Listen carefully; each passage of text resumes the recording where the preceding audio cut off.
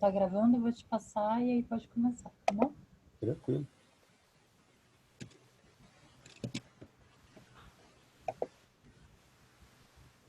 Prontinho. Prontinho? Bom, então é isso. Acho que já temos mais de 100 participantes aqui. Acho que a gente já pode começar.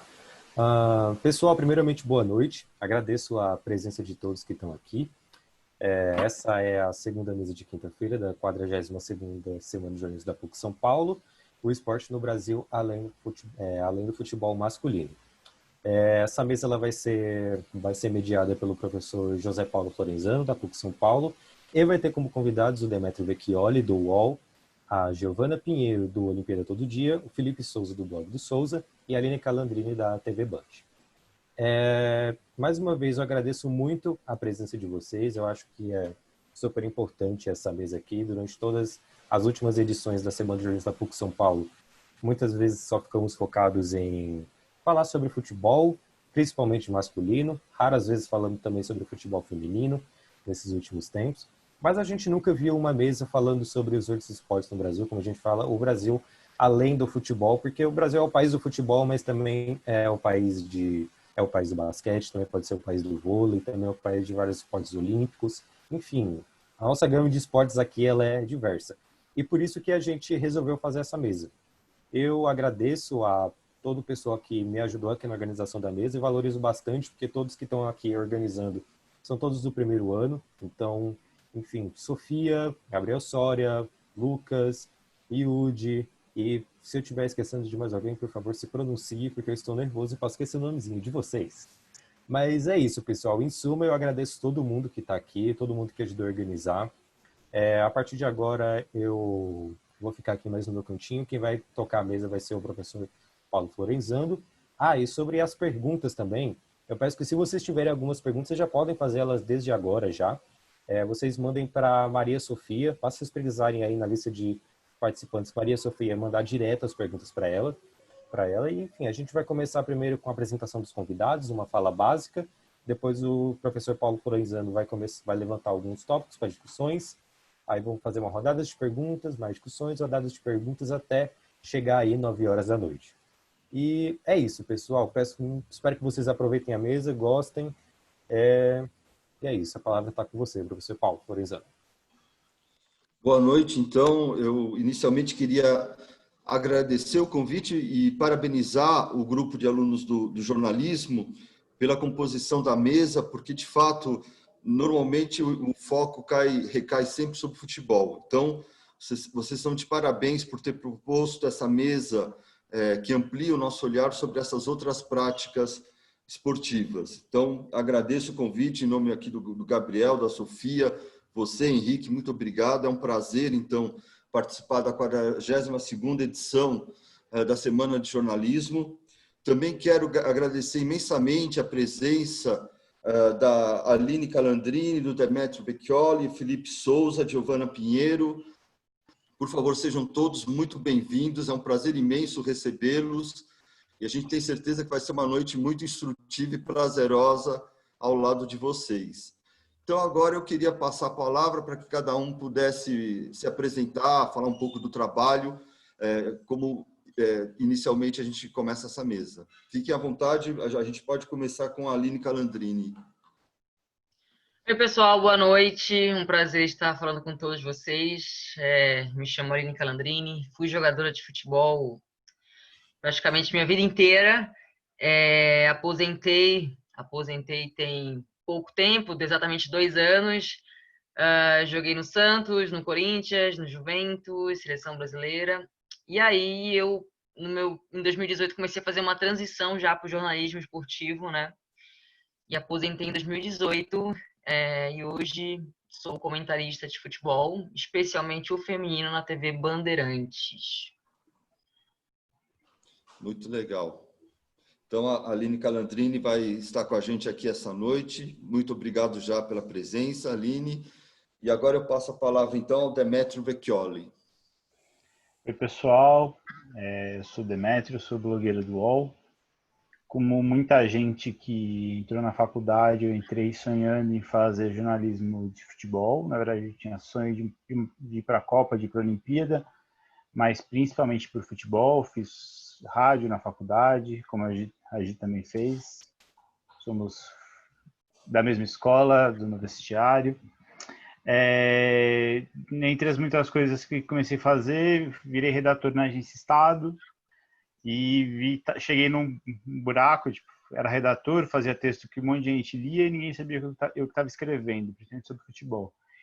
Quero fazer uma coisa diferente, gosto de esporte olímpico, comecei a escrever, montei um blog que era o Olimpílulas e comecei a fazer outras coisas, fui para a Olimpíada do Rio, fiz um monte de matéria e aí, hoje sou blogueiro no UOL, cobrindo o que a gente chama de esporte olímpico, né, e governança de esporte, que é um negócio que pouca gente hoje faz, que é cobrir o que a Secretaria Especial do Esporte faz, que o governo faz, a Câmara, Secretaria Estadual, confederações, pensar em dinheiro público no esporte.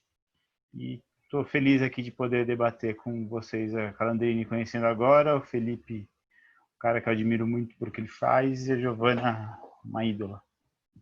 Legal, bacana, Demétrio. Também muito obrigado, viu, pela presença. Agora eu passo a palavra, então, ao Felipe Souza. Olá, pessoal, tudo bem? Meu nome é Felipe Souza, tem um blog chamado Blog do Souza, destinado ao basquete. O grande carro-chefe é o basquete nacional. A gente também fala sobre high school. Cheguei a trabalhar num site americano também, cobrindo high school e college. E a gente traz basquete feminino. Incrível que pareça, eu não trabalho na área do jornalismo esportivo, gostaria. Hoje trabalho em publicidade, então trabalho em uma agência e tenho o meu hobby, ou minha segunda profissão, jornalismo esportivo, e eu fico muito feliz de estar aqui dividindo com vocês, com o Demétrio, que eu sou fã, com a Aline, com a Gi, que já acompanho também, leio bastante, e é isso. Legal, Felipe.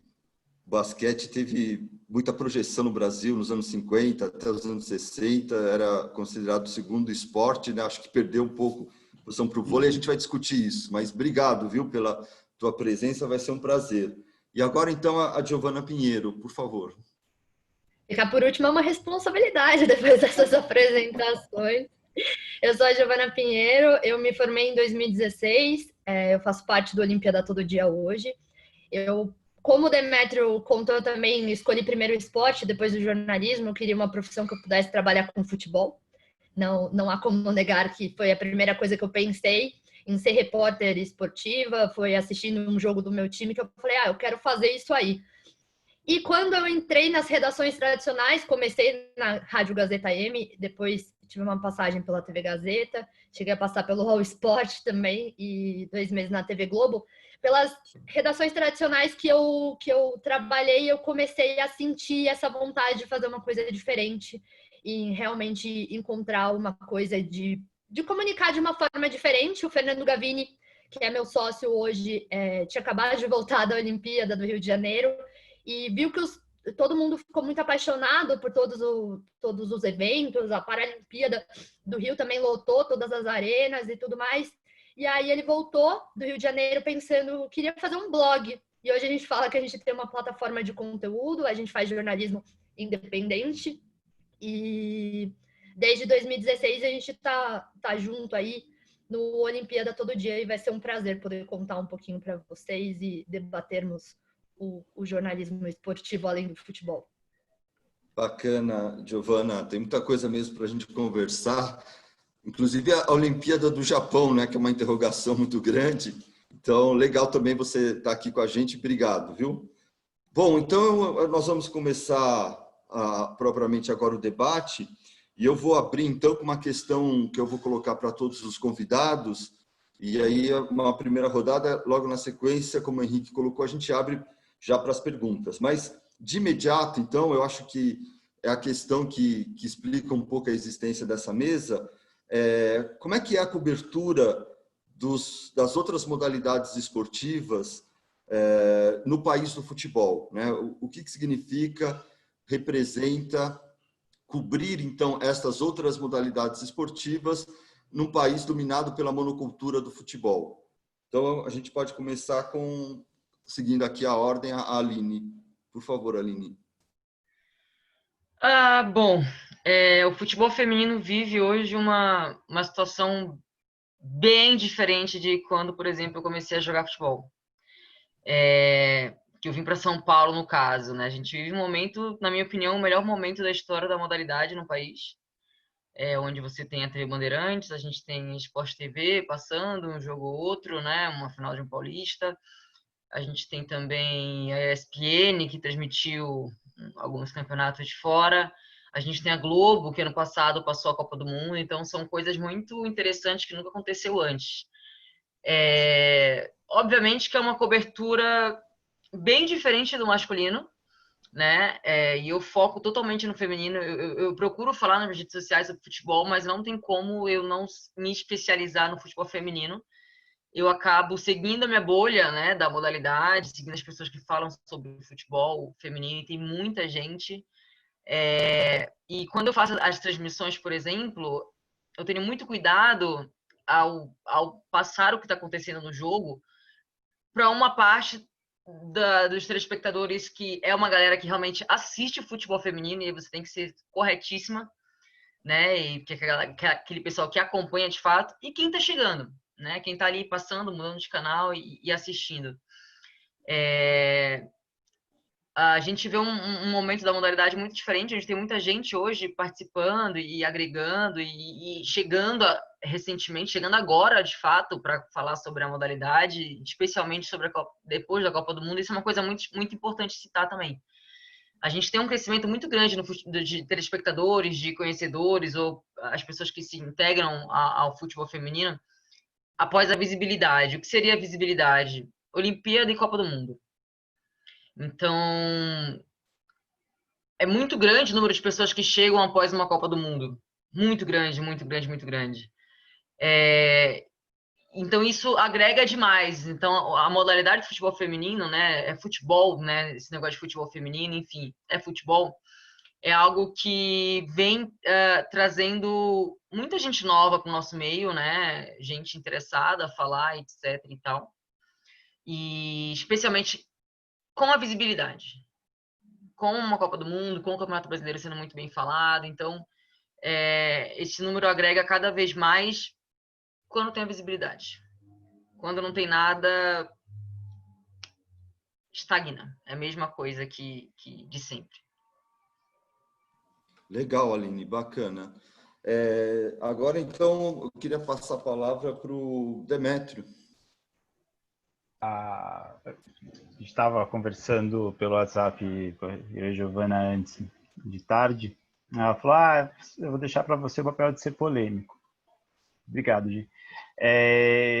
Eu vou dar uma resposta que eu acho que vai ser diferente do que vai ser da Giovana, diferente da Aline, provavelmente é diferente do Felipe.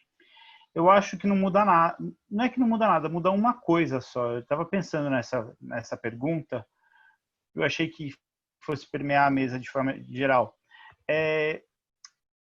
Muda uma coisa, a cobertura que eu faço, que é de esporte de forma geral, para a cobertura do futebol, que é braço, que é dinheiro.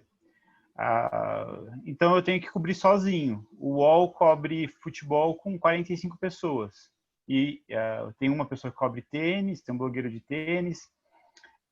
Eu cubro 45 esportes sozinho. São 35 modalidades, são 35 confederações, acho que são 44 modalidades, mais bota futsal. Sou só eu no UOL, secretaria municipal, e eu tô bem ainda assim, a Folha não tem alguém que faça o que eu faço por falta de braço, o Estadão não tem quem faça o que eu faço por falta de braço, os lugares não têm pessoas que se dedicam aos esportes coletivos, porque isso é difícil de fazer dinheiro, não dá audiência.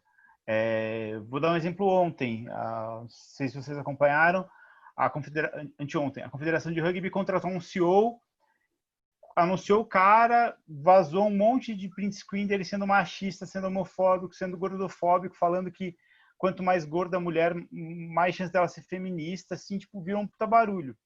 Aí eu fiz essa matéria em primeira mão, super repercutiu no meio do rugby, e deu uma audiência irrelevante, uma audiência que não paga o meu salário.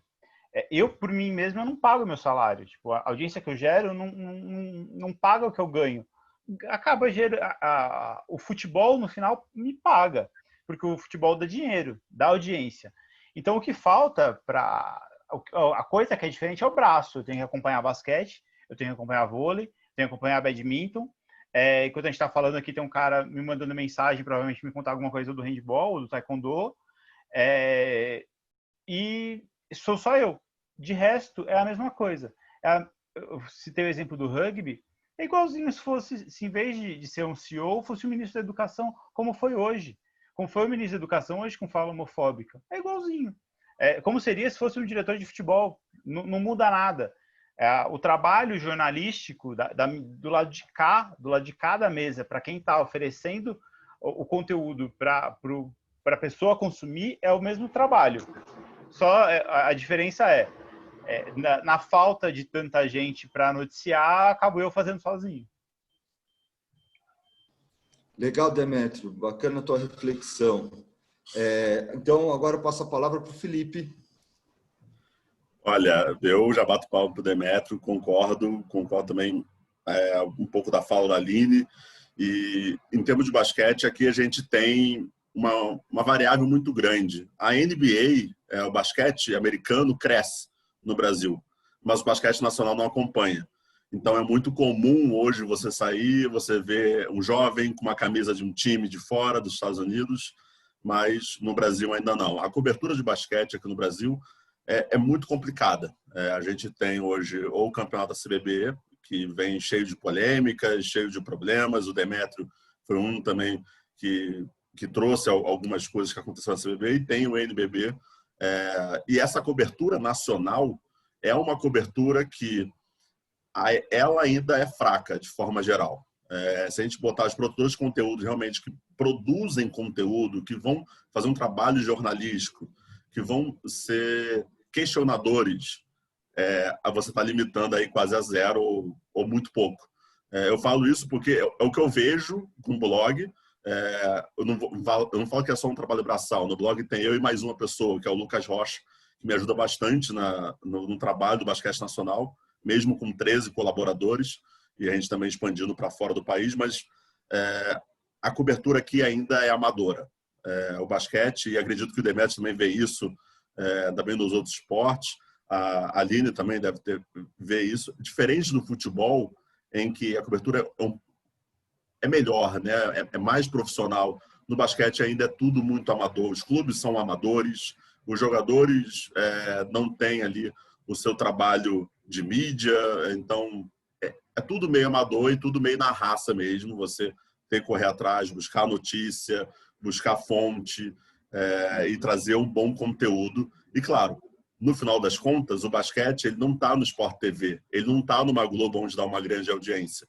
Passa na Band, o que é ótimo, passa na ESPN, mas as empresas pouco produzem conteúdo de verdade sobre o basquete. É muita narração, o que é ótimo para o basquete, para a modalidade, mas conteúdo mesmo de produção ainda é pouco, e isso acaba também descendo, né?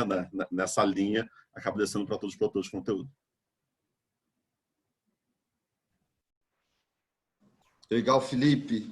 Então, eu tinha comentado com você, como pesquisador, você olha a cobertura da Gazeta Esportiva nos anos 50, 60, quando o Brasil foi campeão de basquete em 59, os ginásios lotados, amplo espaço no que era a mídia esportiva da época, e a impressão, ouvindo a Aline, o Demétrio e agora você, é que o Brasil foi muito mais aberto a essas outras modalidades no passado recente do que agora. É curioso isso, né?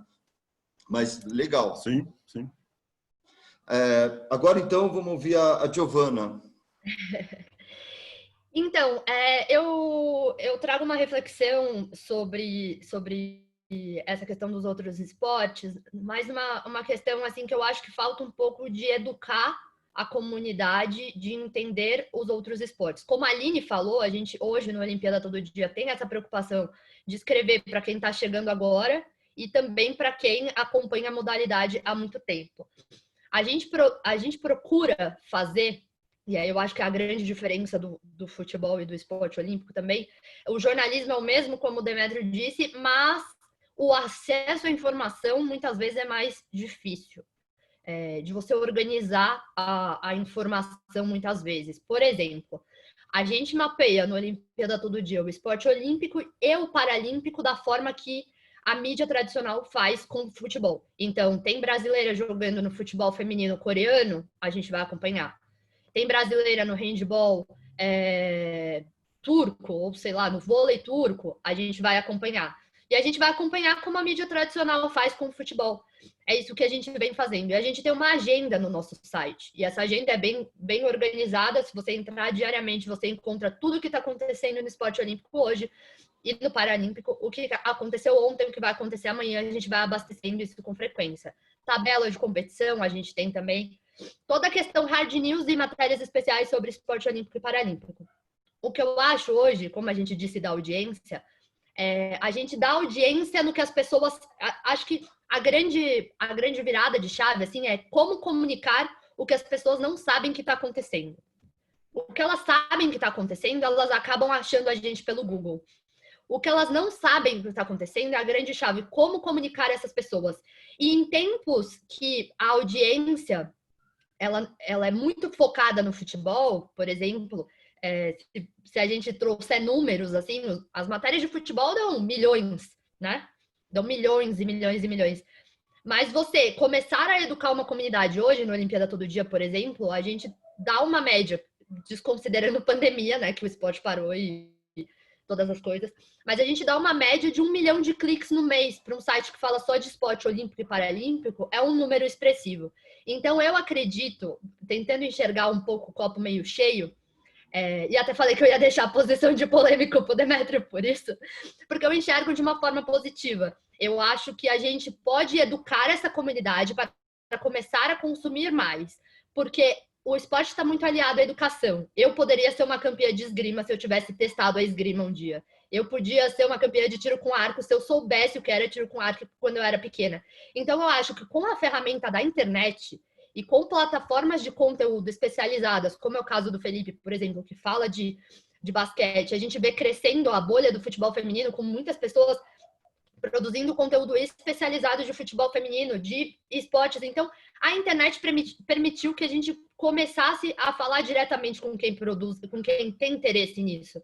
E ser achado. Então, quem está procurando, está achando, né? Antes não achava. Agora a gente consegue mastigar essa informação para entregar.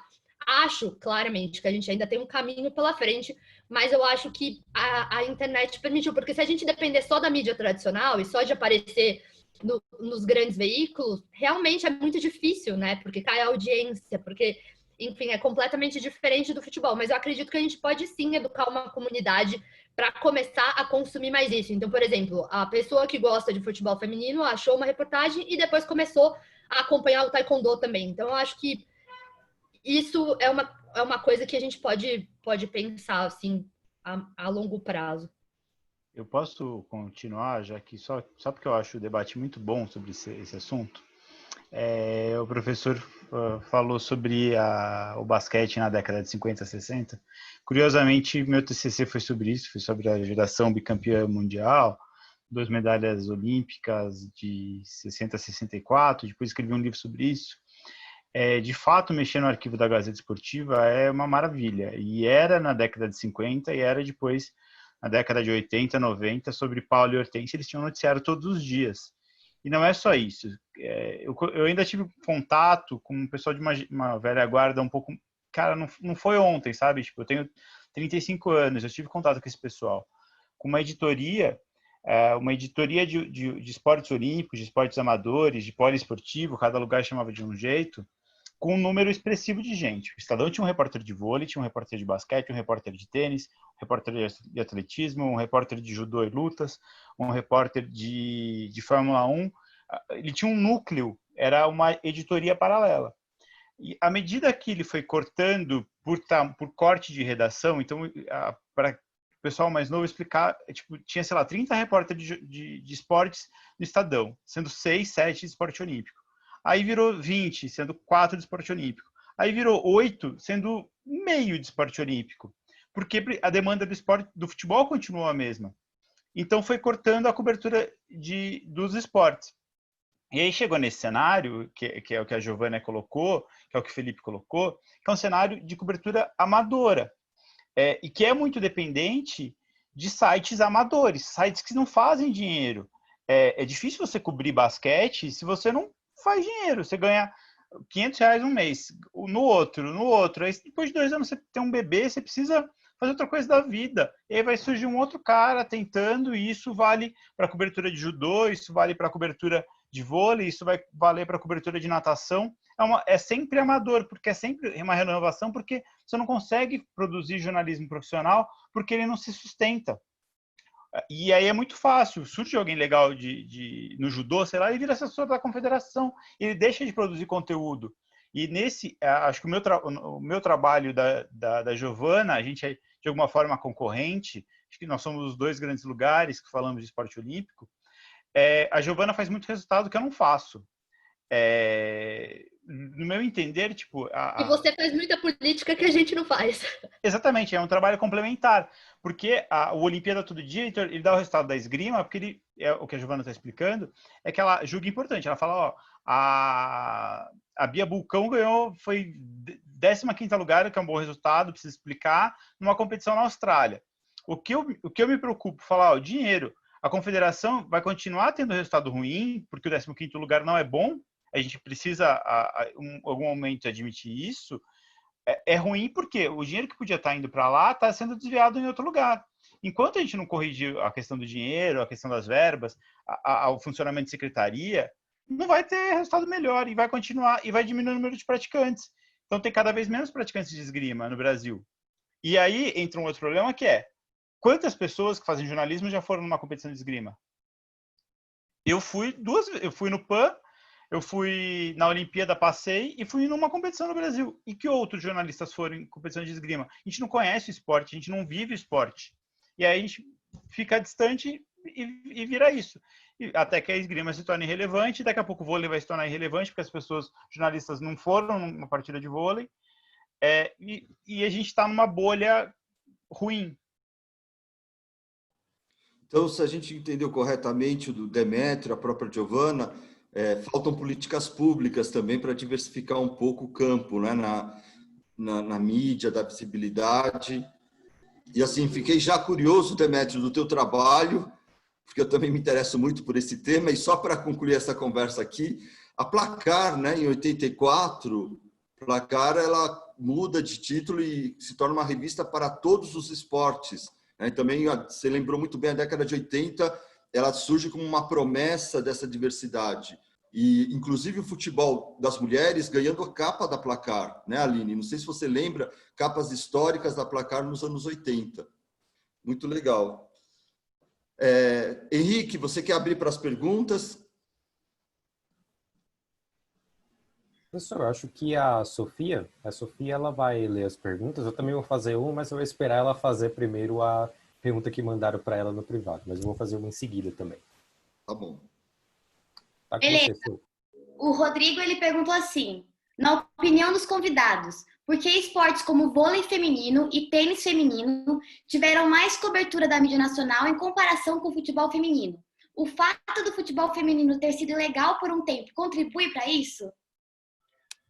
Olha, eu acho que a gente vive numa sociedade muito preconceituosa, para começar, né? Tá enraizado isso na gente, né? Em mim, em vocês. Então, todo mundo tem um preconceito e um machismo enraizado em cada um. Então, acho que isso é uma coisa muito complicada em relação ao futebol feminino. Só que tem um detalhe também que é muito importante, que é sempre bom falar e citar, que o futebol feminino, há algum tempo atrás, era proibido. Tá? Então, em 1970, 80, era proibido mulher jogar futebol. Né? E isso aí a gente está 40 anos, muito mais de 40 anos atrás do masculino. E isso não aconteceu com outras modalidades, né? Especialmente o tênis, por exemplo, que é mais elitizado, vôlei também, que acaba sendo mais elitizado. Então, são coisas que, se a gente for olhar lá atrás, o futebol feminino era proibido. E se a gente for trazer para uma coisa atual hoje, o desenvolvimento da modalidade, mesmo nesse período que era proibido mulher praticar futebol, no caso, existe uma evolução muito boa, muito positiva em relação a isso, tá? Se a gente for comparar o masculino e o feminino em Copa do Mundo, por exemplo, o feminino está voando. Tá? Então, eu acho que esse fator de preconceito, de machismo e dessa proibição de tempos atrás, sem dúvida alguma, são coisas que na minha opinião, foram e são cruciais em si para o desenvolvimento da modalidade. Quem sou eu para falar depois da Aline sobre isso, mas eu acho que tem... É lógico que a resposta é o machismo, mas explicando por que não com o vôlei, eu acho que é um entendimento de qual é a função do homem e qual é a função da mulher. A gente, no PAN do ano passado, ficou muito claro, no Peru, o esporte do homem é o futebol e o esporte da mulher é o vôlei. Então, na escola, as meninas praticam esporte, só que elas praticam vôlei. E os meninos praticam esporte, só que eles praticam futebol. É coisa de menino e coisa de menina. É o carrinho e a boneca. Então, a boneca era o vôlei e era o tênis, muito por causa da vestimenta, como a Aline falou, de um lugar na sociedade. E o carrinho é o futebol. O carrinho é para o menino. Acho que vai com o tempo, e cada vez mais, agora a gente teve um momento, acho muito claro, como a Aline falou, com relação à Copa do Mundo, de entender que não, cara, a menina também pode brincar de carrinho. O carrinho não é do menino, o futebol é de todo mundo, assim como o vôlei. Eu acho que tem muito a ver isso, acho que o exemplo do Peru é bom.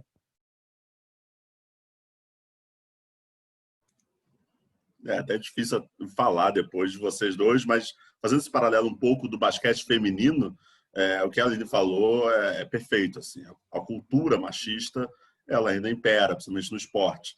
E o basquete feminino, né, também sofre com isso, e a gente vê muito na cobertura também o hype. Né? Tem esse hype, aqueles momentos que o esporte ganha notoriedade. Então, quando o basquete feminino com José Neto, que foi treinador do Flamengo, tem todo um apelo, treinou o time masculino do Flamengo, foi para a seleção brasileira, ganhou um ouro do PAN, a partir dali teve uma cobertura muito boa. As pessoas começaram a procurar saber sobre basquete feminino. Hoje, parou.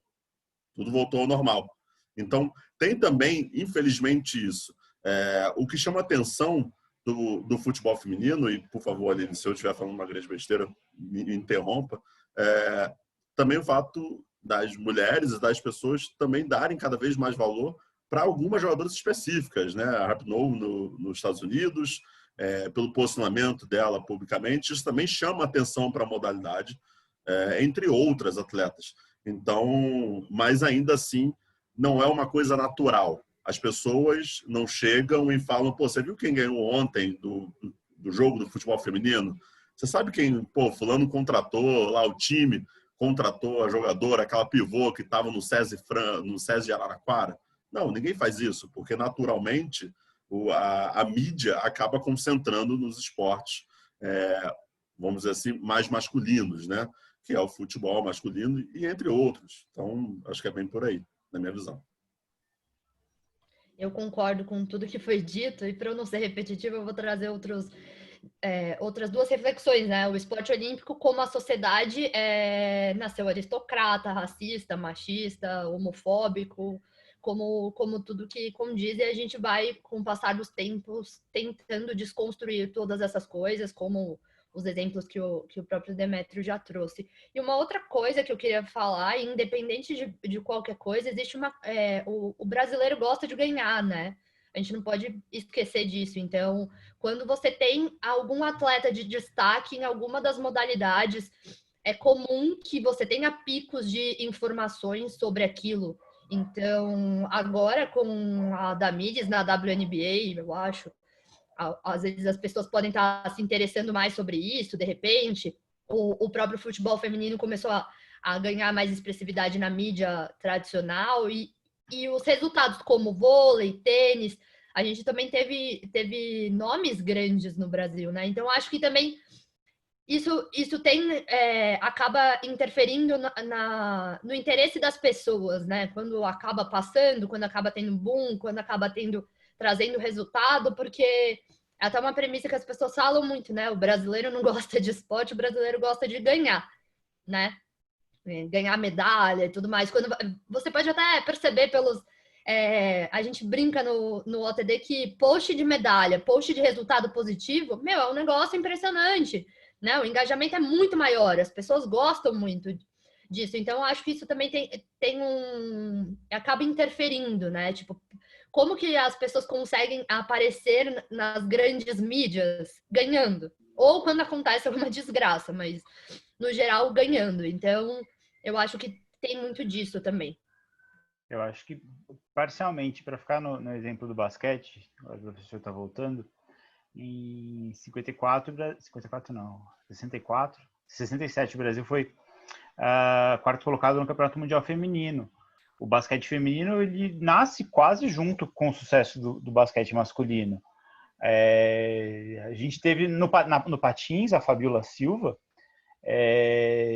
campeã do X Games várias vezes, e ela é muito menos famosa do que o Bob Burnquist, do que o Adriano Souza.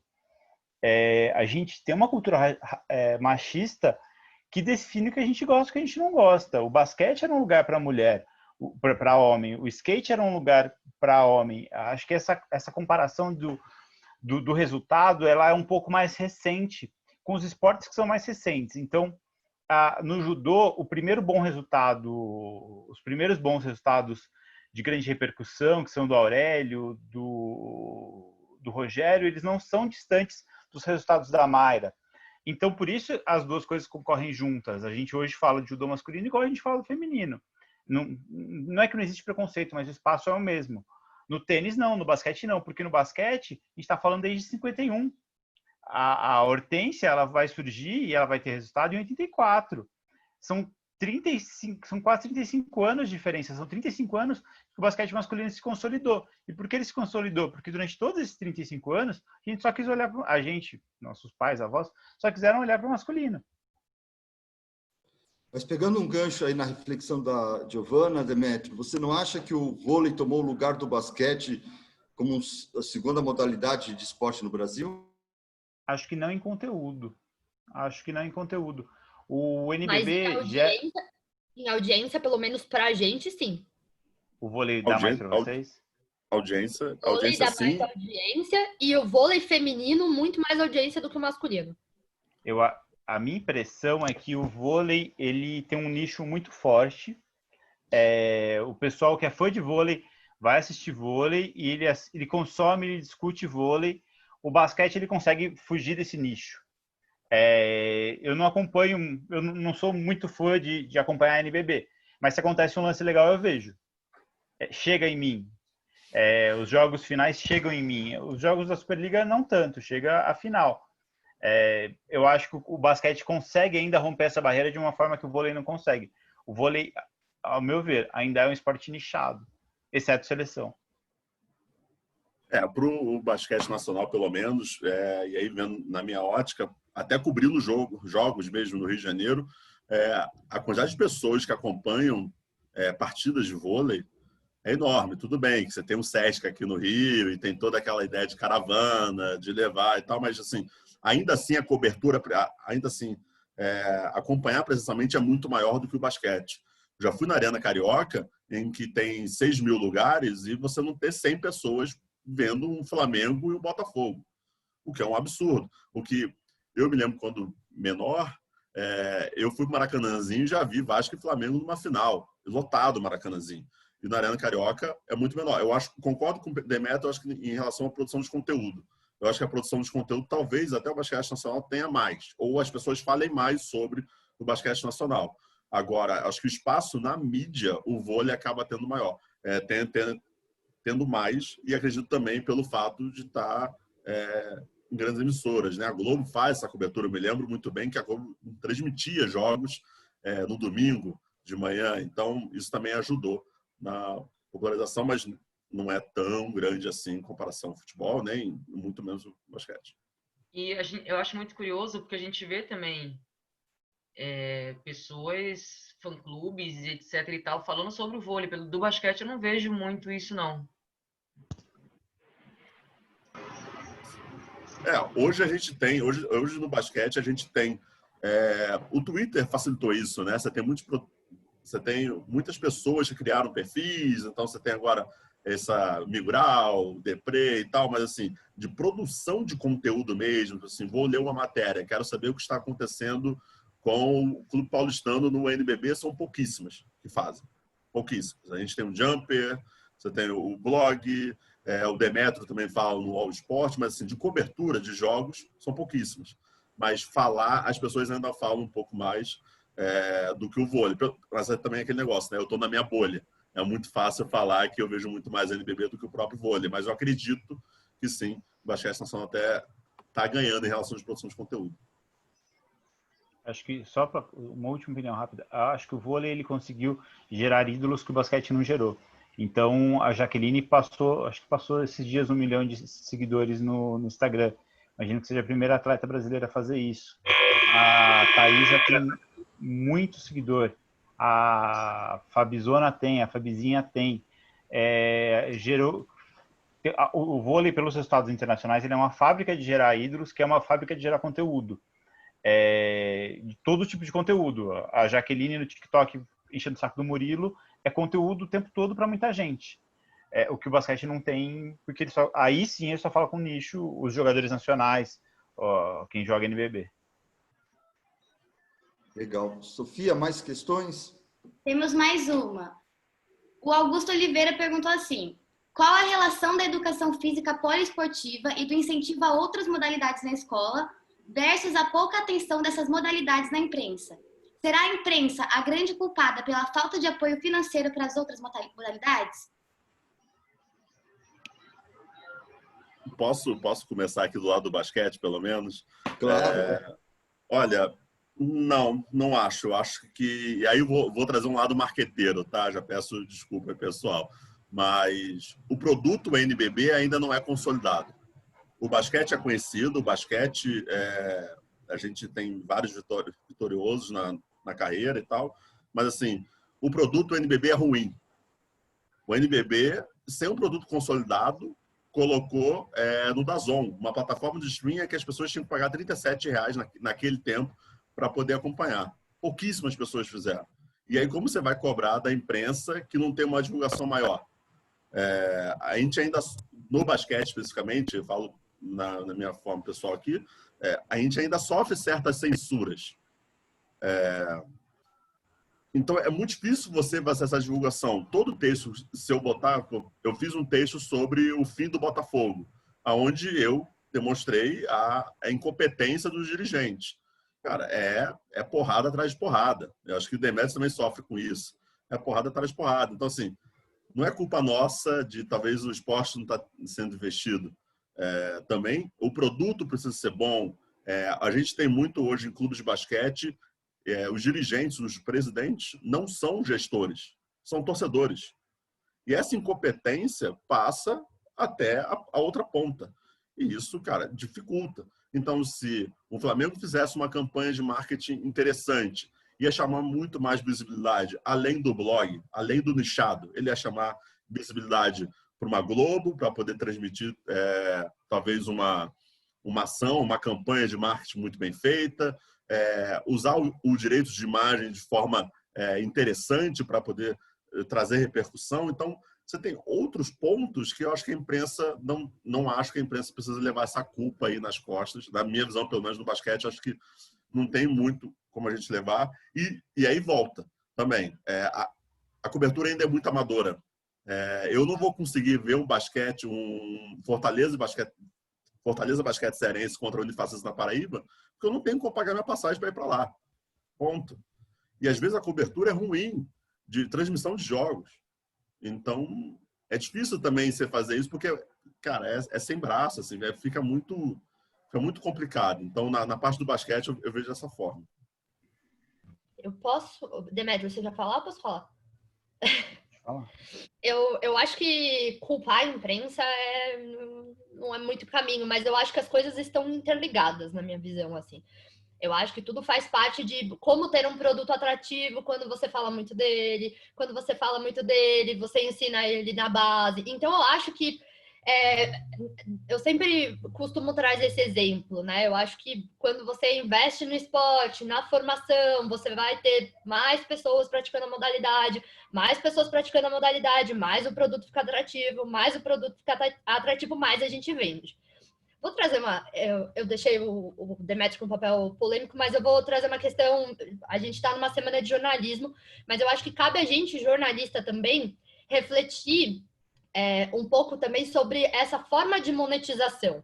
Como vocês estão falando assim, como monetizar o conteúdo, né? Como fazer um conteúdo que seja atrativo.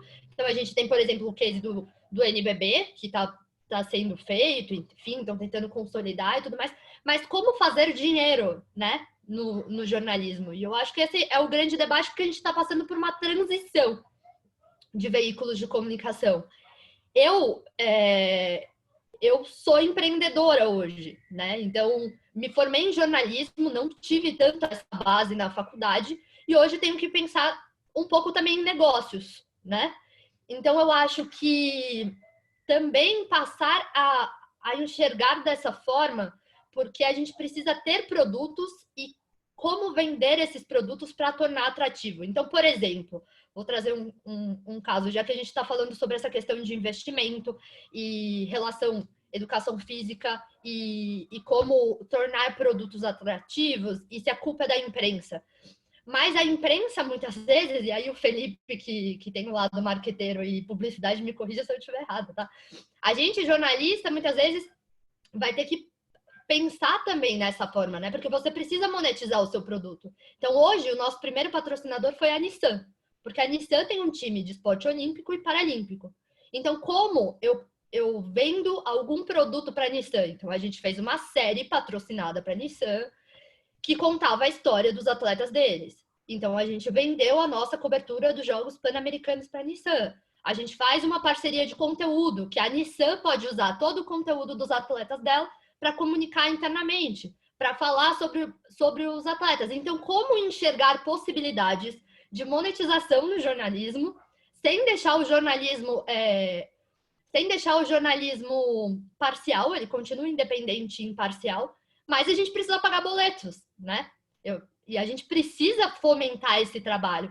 Então, eu acho que assim, a culpa não é da imprensa e a culpa não é da educação física, eu acho que todo mundo carrega um pouquinho de culpa. E também, e aí eu trago mais uma reflexão, já que estamos aqui em mais de 150 pessoas, e também tentar fazer um pouco disso, sabe? Um pouco de fomentar essa cultura poliesportiva dentro dos ambientes que vocês estão, né?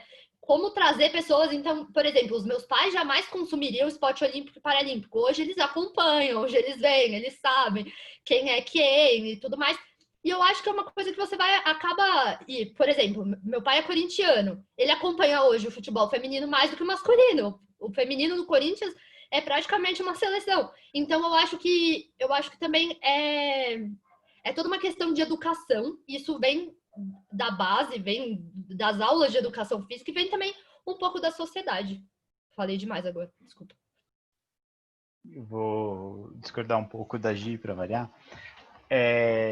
Até porque eu a acho gente vai assim, discordar em quase tudo, Demetrio. Eu já sabia que isso ia acontecer.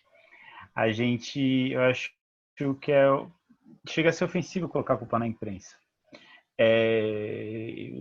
O esporte movimenta muito dinheiro no Brasil. A gente está falando de Lei Piva, é $1 bilhão, eu acho, por aí. Que é 1 bilhão por ano, que distribui para o COB, para o CPB, para as secretarias estaduais de esporte, para o Ministério do Esporte. E esse dinheiro chega, por exemplo, em assessores de imprensa, em equipes de marketing. Se a esgrima, para ficar no exemplo que a gente trouxe lá no começo, não tem visibilidade, muito porque o dinheiro está sendo mal investido, está sendo mal colocado, não está sendo bem usado pela confederação, a confederação não está se importando em colocar. Se a gente precisa divulgar o resultado da esgrima brasileira como uma política pública, como vamos exaltar a esgrima brasileira, vamos falar das competições da esgrima brasileira, existe uma empresa pública de comunicação, cabe à Agência Brasil fazer isso.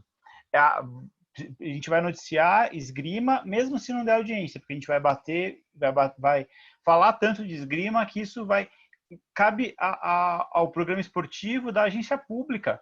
Então, a cultura transmita esgrima, não a Globo. A Globo é uma empresa comercial. A Globo precisa ter audiência, porque é disso que ela vive. A cultura não. A TV Cultura é bancada por recursos públicos. Então a cultura pode falar, eu vou colocar isso, mesmo que não dê audiência, porque eu acho importante. A imprensa não consegue fazer isso. Porque se ela fizer isso, ela morre. Se eu falar que eu vou deixar de fazer matéria interessante para cobrir esgrima, eu vou morrer, porque eu não vou conseguir pagar meu salário. E aí, falando que eu sou diferente da Agi, eu não conseguiria fazer o que a Giovanna e o Gavini fazem, que é esse lado do negócio. Eu sou repórter puro, assim, tipo, raiz. Eu quero noticiar e quero ser completamente independente, não quero receber dinheiro de ninguém, quero que alguém pague, sei lá quem é, não quero saber de onde está vindo o meu dinheiro, desde que me pague. Porque eu vou contar a história e vou sem rabo preso com ninguém. E eu acho que a grande imprensa precisa fazer isso. Não tem rabo preso com ninguém, viu? Não, vocês também não estou falando isso. Eu estou falando que, tipo, a grande imprensa, ela precisa se fomentar. Assim como o site político não é bancado pelo dinheiro dos partidos, um site, sei lá, o Poder 360, que é um site de política raiz, só qual é política? Ele não é bancado pelo dinheiro, não tem anúncio do PSD lá. Ele se banca a partir de anunciantes que só querem ter a imagem ligada àquilo, e ele é bancado e aí ele paga o jornalista. O jornalista não, ao meu ver, na grande imprensa, ele precisa ter essa independência. A grande imprensa precisa ter espaço para cobrir o esporte olímpico, para cobrir o esporte não futebol, e sem a preocupação de fomentar. Cabe ao poder público fomentar. Por outro lado, tipo, sei lá, quando eu vejo a cobertura do futebol feminino do UOL, para ficar no exemplo do UOL mesmo, da casa, o UOL não dá atenção para o futebol feminino. Ele tem que dar. Isso é o papel dele. Eu acho que no caso do futebol feminino, por exemplo, sim. Eu acho que ele não precisa cobrir o treino do Corinthians feminino igual ele cobre o treino do Corinthians masculino. Ele continua sendo um negócio, seria financeiramente não interessante, ele ia perder dinheiro, ele ia deixar de se sustentar se ele começar a fazer isso, mas ele precisa olhar, ele precisa ter no placar, eu acho, ter no placar um resultado do futebol feminino. O placar UOL não tem resultado do Campeonato Brasileiro Feminino, precisa ter. Inclusive porque quanto mais ele fomentar o futebol feminino, mais ele vai colher lá na frente. E aí precisa ser uma estratégia de mercado, que eu acho, por exemplo, que devia ser uma estratégia de mercado do NBB. Agora, eu não acho que precisa ser com a esgrima, mesmo sendo um repórter de esporte olímpico. Não acho que a gente tem que cobrir todos os resultados da Seleção Brasileira de Natação. Mas aí é o meu ver, tipo, a minha forma de tentar entender esse mundo todo. Eu queria pegar um gancho aqui na fala do Demétrio, e eu acho que, em linhas gerais, eu concordo, viu, Demétrio, com a tua reflexão, e acho que, no caso específico do futebol feminino, de fato, eu acho que a imprensa poderia dar um espaço maior. Eu acho que há um potencial de mercado, e como estratégia que você colocou, eu acho que vale a pena. Realmente surpreende, talvez, a timidez de alguns órgãos de imprensa, TV fechada, em não apostar nessa área do futebol feminino, que tem um potencial realmente muito grande. Então, acho que é um caminho aí que você apontou importante. Sim, até um ponto, assim, porque é business. No final das contas, a gente entra aí, vê meu lado marqueteiro de novo, a gente entra numa situação muito complicada, que tem um jornalista e tem o marketing, o business, o mercado, o negócio. Hoje, no blog, a gente é independente. Eu tenho 20 assinantes. Os dos meus 20 assinantes, a maioria ninguém quer ler sobre basquete feminino. Ninguém quer ler, porque é isso que eu vejo a estatística. Eu fui assessor de time feminino de basquete, mas ninguém quer ler. Então, assim, no final das contas, eu tenho um dilema que é muito grande. Eu falo assim, cara, eu tenho que cobrir, eu gosto do basquete feminino, mas no final das contas, para eu conseguir pagar um servidor do meu blog, para eu conseguir... Pô, a gente tem lá serviço de terapia também para os colaboradores. Para eu conseguir pagar isso, eu tenho que ter assinante. os assinantes leem basquete masculino. E aí, como é que eu faço? E aí também tem o outro lado, como o Demetrio falou. Também tem que ter, da política pública, de fomentar. Quantos releases, eu pergunto para vocês, quantos releases vocês já receberam de equipes? Porque no basquete, eu só recebo agora da Liga Nacional de Basquete, mas das equipes eu nunca recebi um release. Nunca recebi um release. O que eu acho um absurdo. Porque o mandar o release, claro, não garante que eu vou postar o seu texto no meu blog. Mas o mandar release, eu vou ficar interessado, talvez, com uma situação que está passando no clube. Então, aonde está sendo esse investimento? E aí a gente volta lá atrás, que até a Gi, se não me engano, comentou que o país é um país que quer resultado. Então, o clube hoje, ele pega o resultado ali, ele ganha 100 mil reais, um exemplo. Não é esse valor, tá? Tipo o Flamengo do basquete, que arrecada ali de 6 a 7 milhões de reais. Esse dinheiro, ele não chega no marketing para fazer um bom trabalho. Ele vai para o time, porque o importante é ganhar. O importante é gastar, tipo, 7 milhões, não sei quantos milhões, com a equipe em si, para ser campeão. Então, no final das contas, também, a mecânica toda, ninguém se ajuda. Fica muito difícil. E aí o jornalista que tem que correr atrás das informações, das pautas, se matar, braçal, como o Demetrio falou, a gente fica ali no meio de uma zona, entendeu?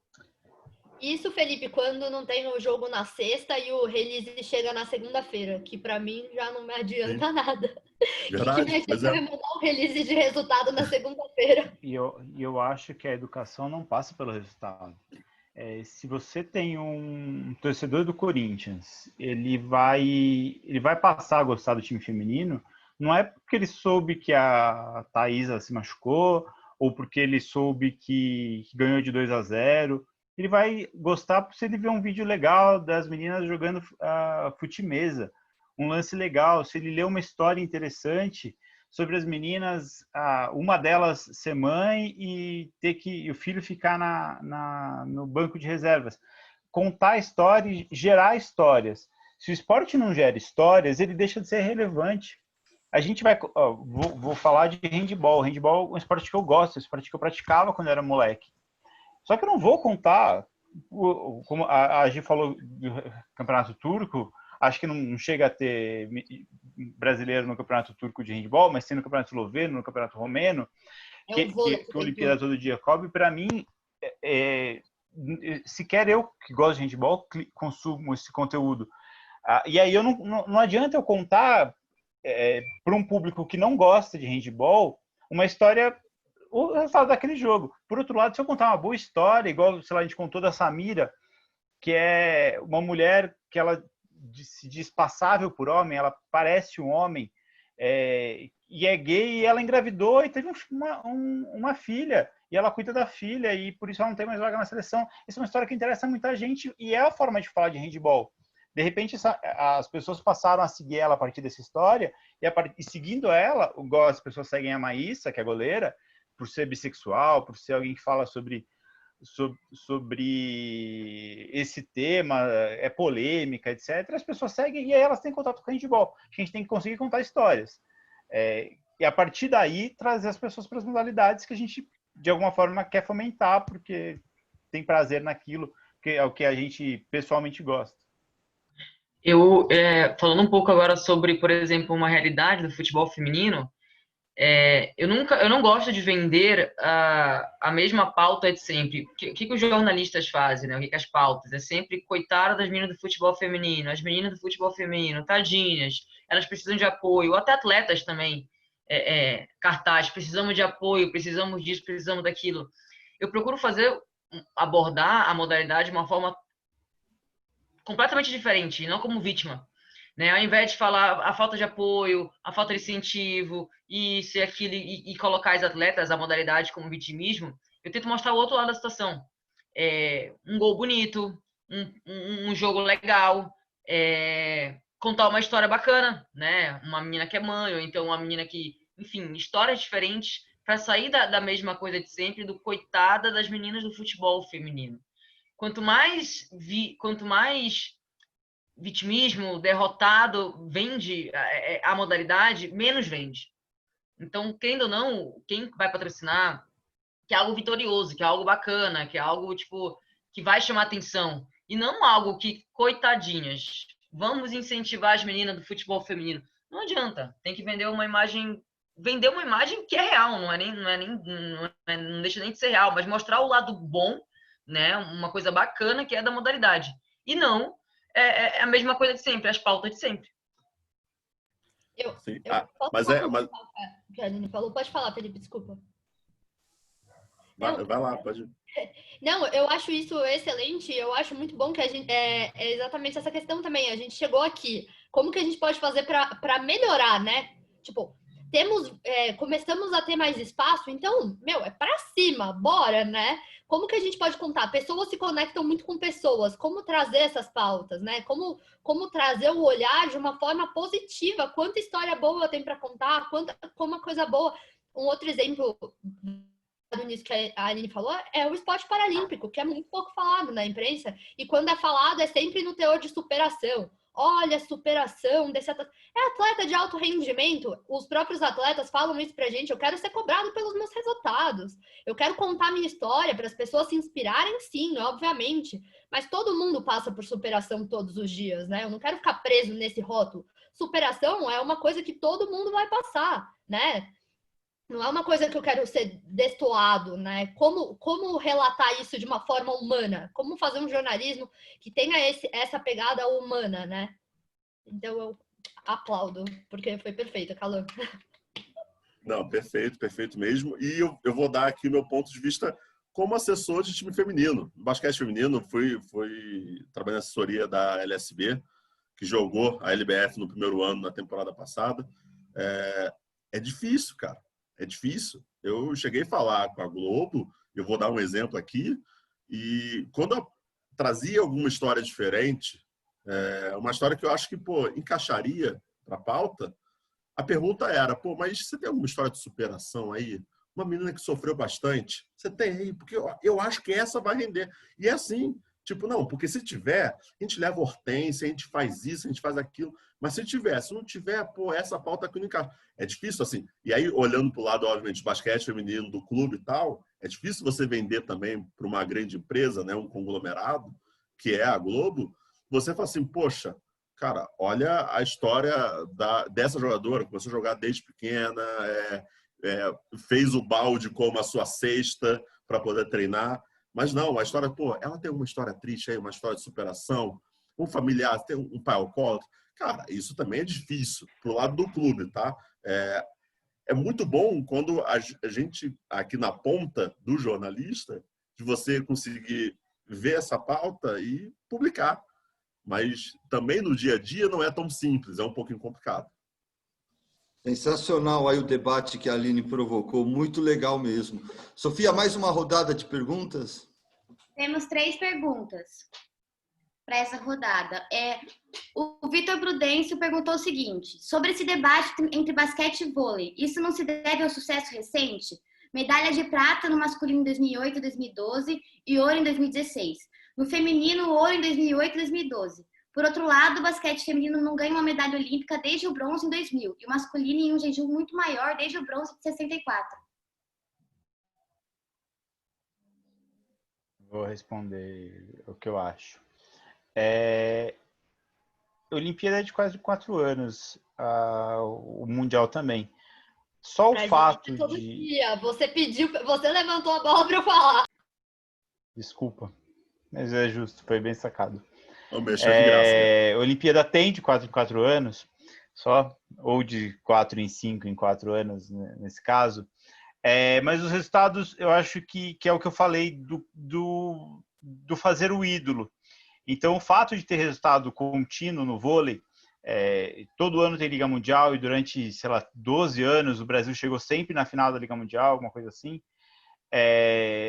Isso coloca o vôlei e as pessoas da seleção de vôlei o tempo todo na televisão.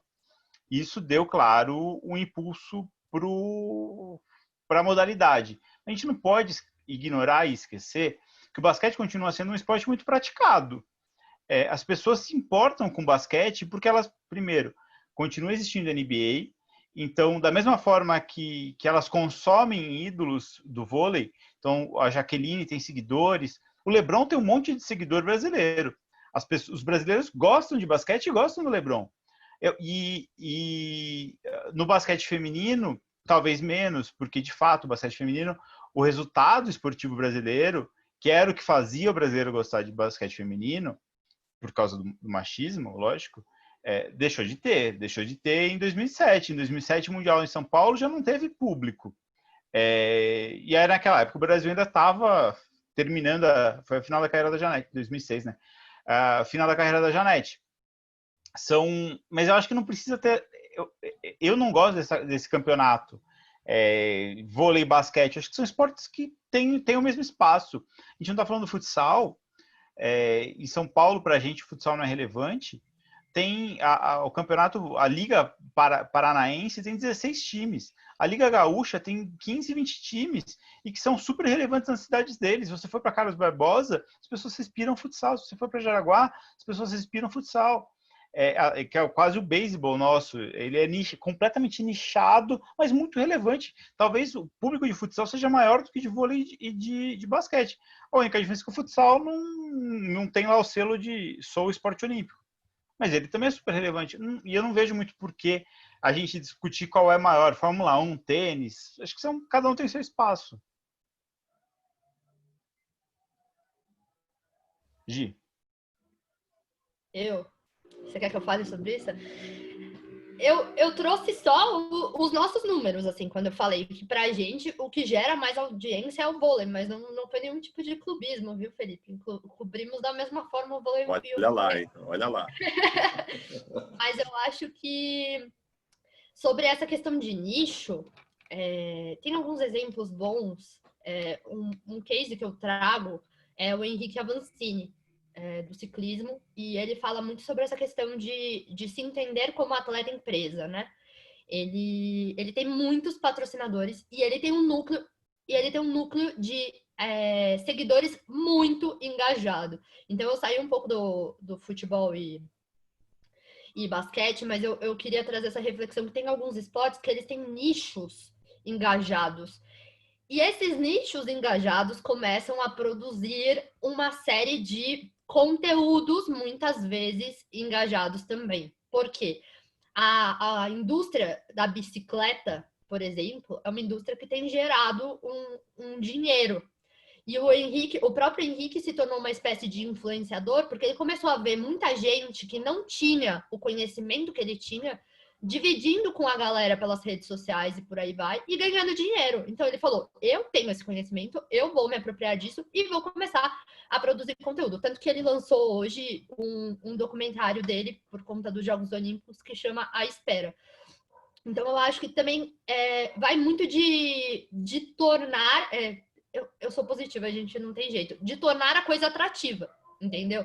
Então, tipo, tem o público da bicicleta muito forte no Brasil. Tem uma galera que consome skate de uma forma, que hoje é esporte olímpico também, que é um conteúdo segmentado, super segmentado, mas tem muito fã no skate, no surf e tudo mais. Então, como tornar todas essas coisas mais vistas, sabe? Eu acho que saindo um pouco do vôlei e basquete, porque eu também acho que crescemos todos, assim, independente. E acho que às vezes o próprio resultado pode trazer mais um pouco de expressividade. E o vôlei, e trazendo um pouco do vôlei, por exemplo, a galera é muito apaixonada e conecta com as jogadoras, e conecta com o clube que torce, e alfineta o adversário. E você pega um clube como o Osasco, aqui em São Paulo, eles têm muitos seguidores. E eles têm quadros no Instagram, então eles montaram um quadro com a Jaqueline, por exemplo. Então, eu acho que também da produção de conteúdo e fomentar os fãs e entender como aquilo funciona, sabe? Isso teve uma grande... Pra gente no Olimpíada Todo Dia, por exemplo, a gente é uma plataforma de conteúdo, né? A gente tem um site, olimpiadatododia.com.br, mas a gente entrega em várias redes, porque eu acho que hoje a comunicação se tornou também 360 graus, né? Então, como não importa onde, embora a pessoa veja uma notícia pelo Instagram, ela não me gere o clique no site, mas ela foi impactada de alguma forma, né? Então, eu acho que é mais ou menos isso. E é legal Agora, que a gente já fez o merchan no começo, ainda agora botou o site. Maravilhoso. Não, eu fazer meu merchan. A Gi falou Desculpa, gente, desculpa. A Gi falou Não, do ótimo. Avancini, e eu sou fã de carteirinha do Avancini. Eu até coloquei um especial que a gente fez aí no chat, uma entrevista com ele. Tem uma entrevista em vídeo. Quando vocês tiverem tempo, o texto é legal, mas a entrevista é ótima. É isso, é como ele não precisa furar a bolha. Ele é famoso, ele vai ser campeão mundial, ele fala, meu, tá tudo bem, por enquanto eu estar dentro da minha bolha. Porque a bolha dele é suficiente. Engajadíssima. Onde ele vai, as pessoas vão atrás, curtem, O comentam. Calderano. Quem? O O Henrique Calderano. Avancini. E o Calderano também, não é, Gi? Calderano também, impressionante.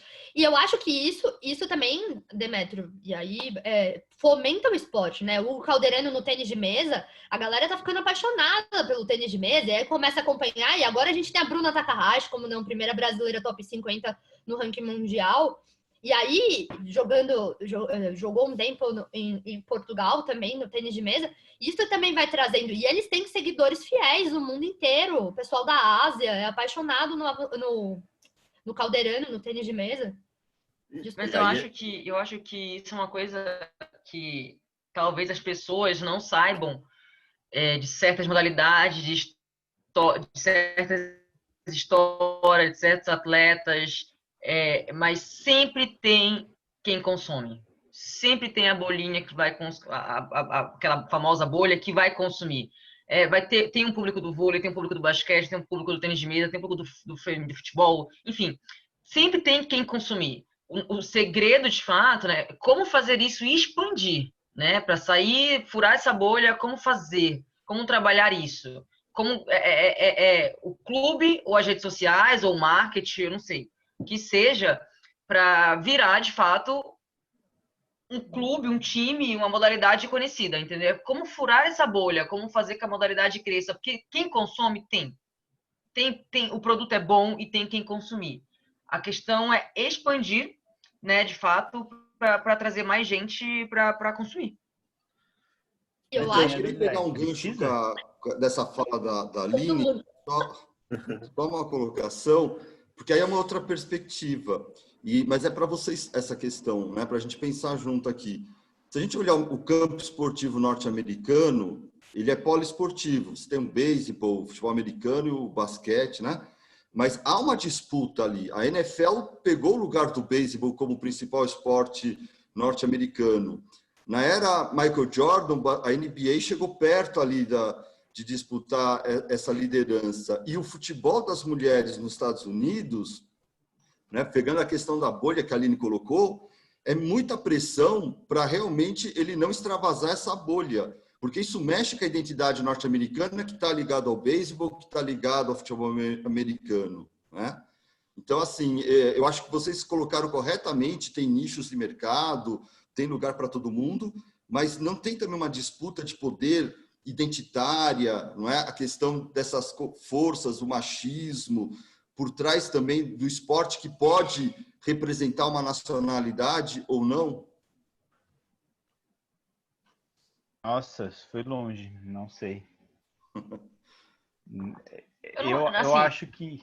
Fala, Aline, desculpa. Não, desculpa, eu não vejo você falando, eu pensando, eu não vejo isso, por exemplo, em relação ao futebol feminino.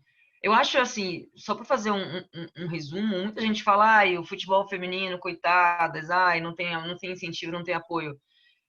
Mas eu ainda acho que o futebol feminino ainda está à frente, por exemplo, de muitas modalidades, que não tem um mínimo destaque, né, que a TV não mostra, que poucas pessoas cobrem. Por mais que todo mundo fique falando do futebol feminino, comparando o feminino, o grande problema é comparar o futebol feminino com o futebol masculino. Esse é o grande problema. Então são coisas diferentes, são coisas distintas. O futebol feminino tem um outro caminho que é diferente do masculino, assim como outras modalidades. Então não tem que comparar o masculino e o feminino. Mesmo assim, eu ainda acho que o futebol feminino ainda consegue um destaque maior do que outras modalidades no país.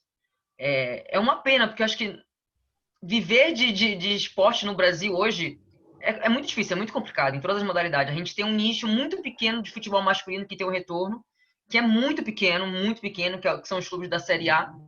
O restante está todo mundo aí, correndo atrás, um monte de cara correndo atrás de alguma coisa, não ganham mais que 3, 4 mil reais. É a realidade do futebol masculino, que a gente só olha a Série A, né? Que é milionário, salários, etc e tal.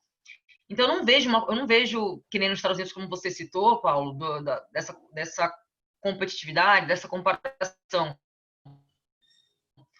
Eu acho realmente que o esporte no Brasil é muito complicado de se viver. É muito difícil. Então, independente de qual é o esporte, é bem raro, é bem difícil mesmo de você ter uma independência mesmo. Só os melhores de cada modalidade conseguem em si um retorno financeiro e se sustentar disso. É o correto, Aline. Eu concordo plenamente com você. E, assim, a tua fala de romper os estereótipos é perfeita. E a questão nos Estados Unidos é o estereótipo de quem pratica o futebol. Olha que interessante. Aqui, o futebol, como o Demetrio colocou, o Felipe acho que também pontuou isso, é coisa direcionada para os homens. Nos Estados Unidos é o contrário. Quem joga futebol é mulher, né? E os filmes de Hollywood replicam esse estereótipo, e lá a barreira é essa, o futebol lá é coisa de mulher, né? Desconstruindo um pouco essa questão. No caso do futebol, eu acho que o futebol é legal, assim. As pessoas jogam futebol no FIFA porque futebol é legal, é emocionante. Uma vez que você entra no futebol, você vai gostar. Então, cara, eu tenho visto cada vez mais mulheres usando camiseta de time de futebol, assim, gringos mesmo, que é o prazer de assistir. E essas meninas, elas vão querer participar do futebol sem olhar se elas vão querer jogar se for o caso, né? E vão querer participar do mundo futebolístico sendo homem ou mulher. Eu acho que uma geração já é diferente, que vai demorar ainda a ser sentido. Só que o futebol feminino e o basquete masculino, eles têm o poder de ter clubes de camisa. A final do Campeonato Brasileiro lota com o Corinthians, porque é o Corinthians. Se fosse o Centro Olímpico, não ia ter ninguém ainda. E isso é bom, porque é uma muleta, hoje é uma muleta, mas é a oportunidade, que é o que o basquete consegue com o Flamengo. O Flamengo deu uma visibilidade gigante para o basquete brasileiro. O Corinthians ajuda a dar, o Botafogo ajuda a dar, o São Paulo está ajudando muito a dar agora para a sua própria torcida. Que outros esportes não têm. O vôlei não tem. O vôlei precisa convencer alguém a gostar de vôlei. O handebol precisa convencer alguém a gostar de handebol. A esgrima precisa convencer alguém a gostar de esgrima. O futebol feminino, as pessoas já gostam de futebol e já gostam do Corinthians. É um passo pequeno para chegar. Lógico que não é, na prática ele é gigantesco. Só vê a diferença salarial. Mas é viável. Se eu consigo ver o Campeonato Brasileiro com estádios com bons públicos toda a rodada, não vai ter 20 mil pessoas igual ao masculino, mas com 5 mil pessoas, eu consigo ver. É factível, que não é, por exemplo, imaginar um circuito brasileiro de handebol lotado. Não vai rolar. O futebol está mais perto, o feminino. Sim. E um outro comentário que eu queria fazer rápido sobre nicho, estava conversando com o assessor do Calderano essa semana, que ele falou, cara, a gente vai gerar uns vídeos, agora a gente tem direito de imagem da Bundesliga, te interessa? Eu falei, cara, não. É muito legal, vai gerar barulho, mas não é para mim. Porque as redes sociais permitem... Diga, Gi. A gente interessa.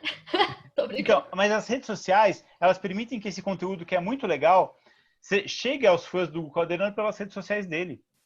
Ele não precisa de mim. Então, o Hugo Calderano, mesmo ele gera o conteúdo legal para o fã de tênis de mesa. E o fã de tênis de mesa não vai procurar esse conteúdo no UOL.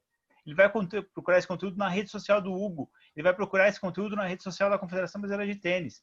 A mesma coisa no caso do Avancini. O Avancini não precisa do UOL.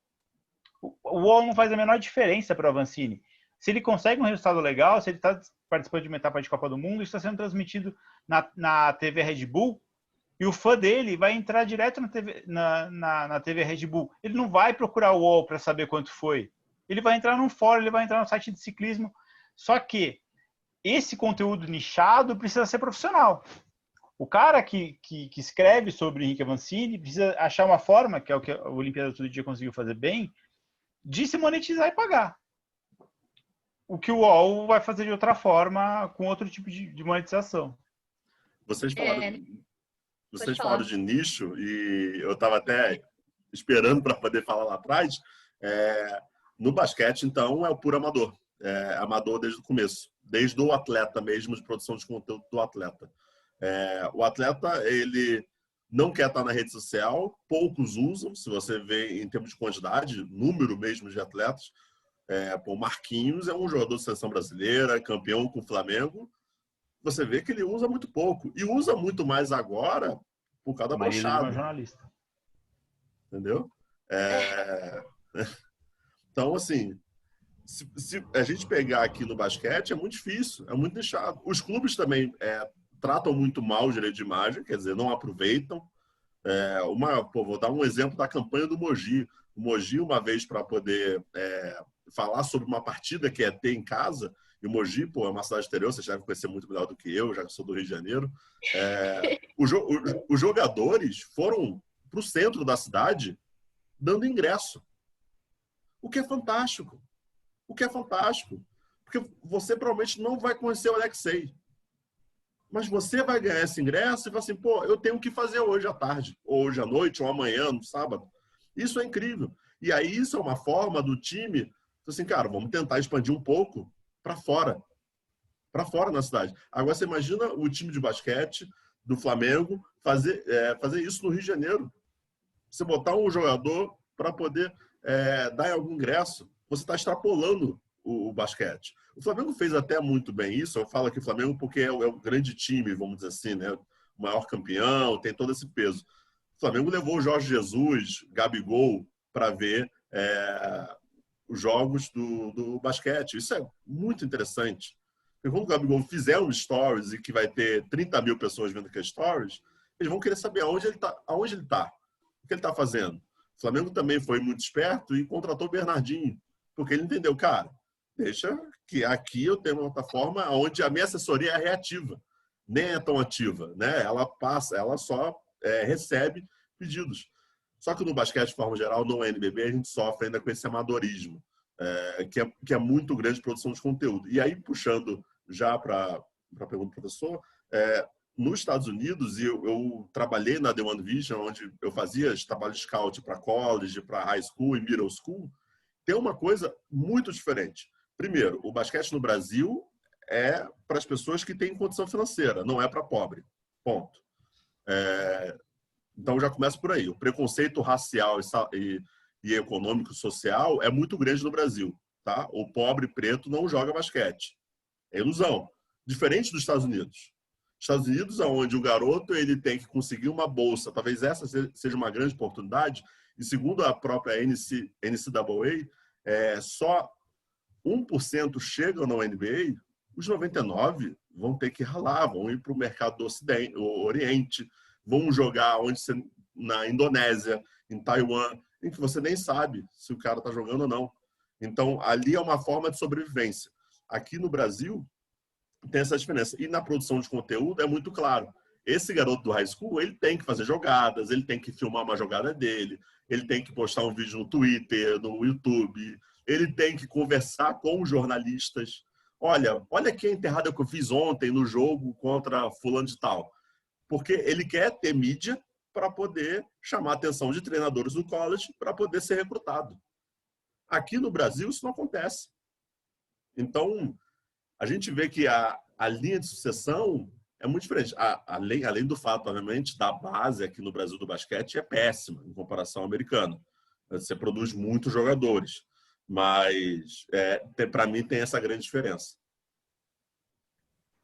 Eu fiquei por último, mas eu queria falar uma coisa. Eu fiz um curso durante agora a pandemia e tudo mais sobre marketing de influência. E tudo isso que a gente está falando, eu acho que faz muito sentido, porque esses nichos e essas coisas que alimentam esses nichos, e essa nossa necessidade de furar essas bolhas e fazer com que as coisas sejam comunicadas de uma forma mais 360, assim, de uma forma mais ampla, elas ajudam, eu acho. Assim, por exemplo, para nós do Olimpíada Todo Dia, quando a gente fala de esporte olímpico e paralímpico, você organiza toda a informação Então, se o fã do Hugo Calderano entrar ali, ele vai ter o resultado da Bundesliga de tênis de mesa que o Calderano jogou.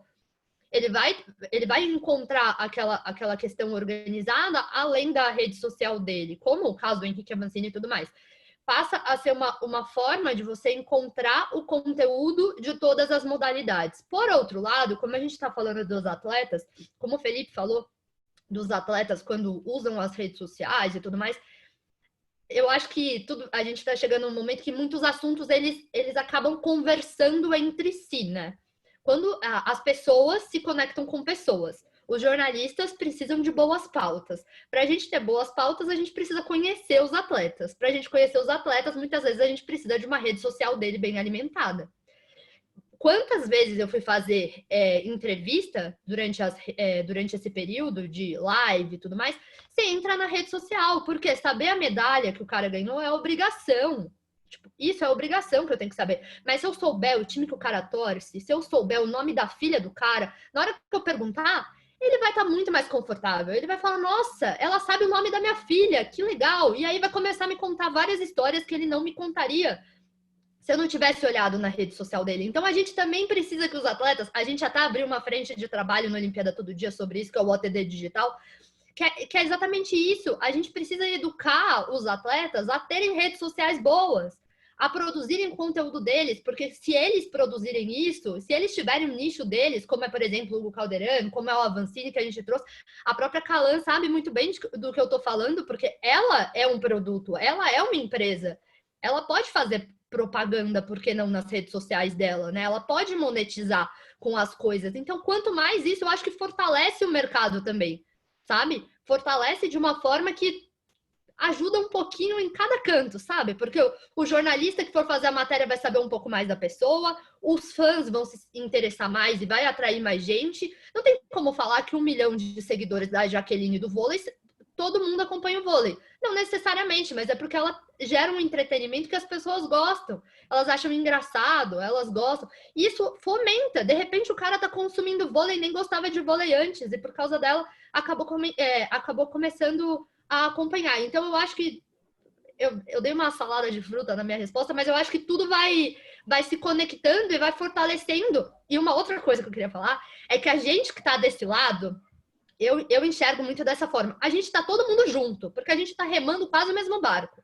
Então, tipo, embora a gente seja concorrente, entre aspas, muitas aspas, a gente está todo mundo trabalhando mais para visibilidade. Quanto mais gente tiver, é melhor, né? Então, por exemplo, é muito bom ter mais gente falando sobre isso, porque vai fortalecendo e vai aumentando também a qualidade, né, do produto. Eu enxergo dessa forma e eu acho que vai tornando cada vez mais atrativo a partir do momento que a pessoa acessou a TD e aí ela conheceu o blog do Felipe, e aí assistiu uma transmissão com a Aline, e aí foi acompanhar o Demétrio. É tudo uma coisa que gira, né? Eu acho que todo mundo sai ganhando se a gente remar todo mundo junto para o mesmo lado, sabe? Enfim. Legal, Giovana. Legal. Com certeza. E Gi, tipo assim, você falou dos atletas, mas eu acho que aí também parte um pouco dos clubes, né? Se o atleta ele não sabe ali mexer, ele não está muito afim, ou ele não sabe qual é realmente o valor que isso pode trazer para ele, vai também da empresa que tem um direito de imagem ou o próprio agente fala assim, olha, você precisa. Se você fizer isso, você vai trazer. E aí, mais um termo marqueteiro que é bem chato, mas é bem isso. Assim. Você vai trazer brand para a marca, que é o clube. Você vai trazer awareness, que é para você, que é para o atleta. E você vai poder gerar negócio para o próprio atleta. E assim, e para o esporte olímpico, principalmente basquete, onde você não tem salários de 500 mil, 600 mil, como tem no futebol masculino, que ele tem que pensar, sim, no futuro, de forma financeira, gerar negócio é importante, é vital. Porque o clube vai ficar, o atleta vai se aposentar, o agente vai ter outro atleta mais novo, que vai ser o queridinho dele, e por aí vai. Então, é muito importante. E uma coisa que eu gosto muito de falar até no basquete, talvez eu vou ser polêmico agora nesse momento, eu acho que, cara, cobrir basquete hoje no Brasil é ser sadomasoquista, assim, é sofrer e gostar ao mesmo tempo, é bem por aí. E só para completar uma coisa, Desculpa, posso só falar mais uma coisinha disso? Eu acho que falta exatamente isso. Os atletas, eles não têm essa educação de comunicação muitas vezes. Ele precisa que alguém mostre, né, a importância disso e como ele pode ser sim um produto. Eu já, enfim, às vezes conversando, eu já cansei de ver gente que não sabe usar redes sociais. E não é por mal. Não faz porque não sabe, ninguém ensinou, né? E quanto aquilo é importante para a carreira do cara, né? Quanto isso pode potencializar. Bom, enfim, acho que é um grande debate isso. Eu queria girar mais umas perguntas, Sofia, por favor. O pessoal está empolgado aqui nas perguntas. Vamos lá. O Luca Machado perguntou o seguinte: vocês acham que há um perfil mais conservador nas pessoas que comandam o esporte brasileiro? E se sim, como a presença desse conservadorismo no comando atrapalha o crescimento dos esportes femininos no Brasil? Posso? Tá mutado? Posso? Cara, é o exemplo da história de ontem do rugby.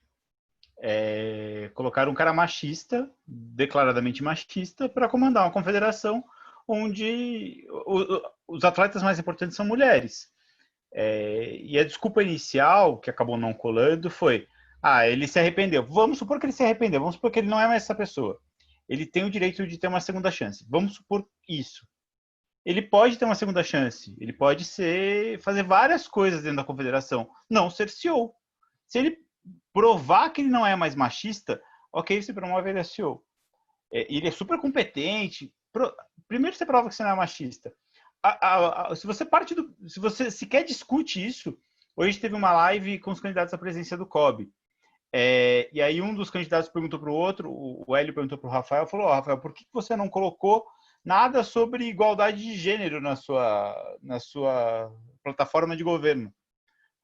Não tem fala que vai ter mesmo número de cargos homens, mulheres, etc. Fala: o meu plano de governo é vivo, ele vai sendo alterado com o tempo. Balela, o cara não... A gestão dele na CBT não tem mulher. As gestões não têm mulheres. E isso mostra que a culpa não é só da confederação, no UOL também não tem nenhuma chefe mulher. No All Sport não tem nenhuma chefe mulher. Em todo lugar. O esporte olímpico só é um reflexo da sociedade. Respondendo rápido, porque eu vi que a gente só tem 22 minutos e tem um monte de perguntas. Não, verdade, eu também olhei isso agora. Mas é total.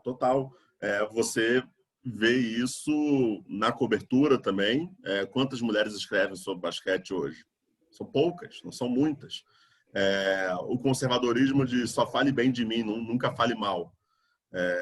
Também dos clubes, também dos dirigentes. E aquele negócio, eu acho que falta dos dirigentes também serem gestores, né? A gente tem muito torcedor.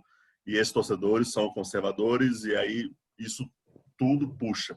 E aí um ponto interessante até que o Demetrio falou, no blog a gente postou um texto justamente sobre o número de mulheres no basquete masculino. A gente, se eu não me engano, tem 5 mulheres. São 3 psicólogas e 2 fisioterapeutas no basquete masculino, trabalhando. Então, quer dizer, também os clubes não dão espaço. Então, isso obviamente afeta no final. Pode ir na frente, Calum, quer falar? Tá fechado o microfone só. Eu acho que isso... Tava no mudo. Eu acho que isso é uma coisa que realmente, como o Demetrio falou, é uma realidade da nossa sociedade, né? Em todas as áreas, seja no esporte, seja na empresa, seja no jornalismo, seja em qualquer lugar. Por isso que a gente comemorou tanto a ida da Aline Pellegrino e da Duda para a CBF, né? Agora, de fato, nós estamos com mulheres que entendem do futebol feminino, conhecem, têm bagagem, sabem lidar com isso. Eu critico muito a CBF e dessa vez a CBF mereceu aplausos, elogios, porque trouxe uma técnica que eu acho que, independente do gênero, tem que merecer. E a Pia é uma grande técnica, né? Ela tem uma grande bagagem. E aí trouxe a Aline Pellegrino e a Duda também no Internacional. Então, acho que se o futebol feminino não desenvolver nos próximos anos com essas 2 ou essas 3 ou outras mulheres que estão chegando, não vai desenvolver nunca mais. Porque são pessoas que conhecem perfeitamente esse esporte no Brasil. né? Então, mas se a gente for olhar, por exemplo, no futebol masculino, cadê? Quantas técnicas trabalham no meio dos homens? Não tenho conhecimento. Em compensação, tem muitos homens trabalhando no futebol feminino. Então, realmente, eu concordo muito com o que o Demetrio falou sobre essa situação da nossa sociedade mesmo, no modo geral. Só para completar, eu vou ser rápida. Quando eu estava escolhendo a profissão, antes de escolher o jornalismo, eu falei para meu pai que eu queria ser técnica de futebol masculino. E aí meu pai falou assim, você não pode, como que você vai entrar no vestiário com um monte de cara? Eu falei, mas eu quero ser. Eu não sei jogar futebol, gente, começa por aí. Mas aí meu pai falou isso e na hora eu rebati, porque o Zé Roberto pode ficar com as meninas no vestiário e eu não poderia ficar com os caras no vestiário, né? Então eu acho que o machismo, ele acaba sendo estrutural e falta, isso que a Aline falou, é exatamente isso, assim. A gente vê na natação, por exemplo, a cobrança das meninas para o resultado e muito pouco incentivo para que as meninas tenham resultado, né?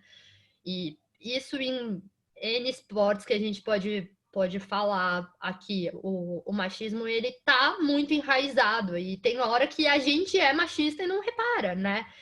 E isso tá muito enraizado em confederação. A maioria... Gente, a presidente da Confederação de Ginástica é uma mulher, mas de resto eu não me lembro de nenhuma mulher na É presidência. mulher e não comanda, né? Quem comandava é o marido ou era o filho. Mas além dela tem quem? Só. Não tem. Não tem. Técnico é muito difícil de achar, técnica mulher. E não é só. No esporte no geral. Então, eu acho que o machismo é uma coisa que, enfim, tá aí. E a gente volta para aquele ponto, né? A partir desse momento que a gente reconhece isso, o que a gente pode fazer para mudar, né? Não só falar disso, beleza, isso é machismo, mas e aí? Como a CBF fez? Vamos trazer uma treinadora, vamos colocar as meninas que sabem, né? Que tem gabarito para isso, enfim. Legal, Giovana, é isso mesmo. Eu espero ver logo uma técnica dirigindo um time masculino de futebol. Acho que ia ser uma coisa que ia suscitar uma bela discussão na sociedade. É isso mesmo. Sofia, mais uma rodada? Vamos lá. O Guilherme perguntou assim: o que vocês acham da falta de debate esportivo além do futebol na faculdade? E se essa discussão existisse, haveria maior interesse dos alunos para estagiarem em outros esportes? Cara, eu quero responder essa, porque eu acho essa pergunta fundamental, assim. Não tem nada mais fácil do que cobrir esporte olímpico. Porque quase não tem concorrente. Você faz um pouco de coisa, já é melhor que os outros. E qualquer esporte. Tipo, se você estiver cobrindo tênis de mesa, assim, eu faço uma matéria de vez em quando, a Giovana faz algumas, e pro cara, o único concorrente que ele vai ter é a Giovana. E, tipo, não tô diminuindo isso aqui, mas na pior das hipóteses, o cara vai ser o segundo melhor repórter de tênis de mesa do país. E aí ele vai aprender o básico, assim, tipo, ele vai aprender a ter fonte, ele vai aprender a apurar, ele vai aprender a mexer em documento, se ele só cobrir tênis de mesa. A gente começou falando que eu e a gente vem do mesmo lugar. Nós dois fizemos Casper Libero, entramos pela mesma coisa, em momentos muito diferentes. Giovana saiu ano passado da faculdade.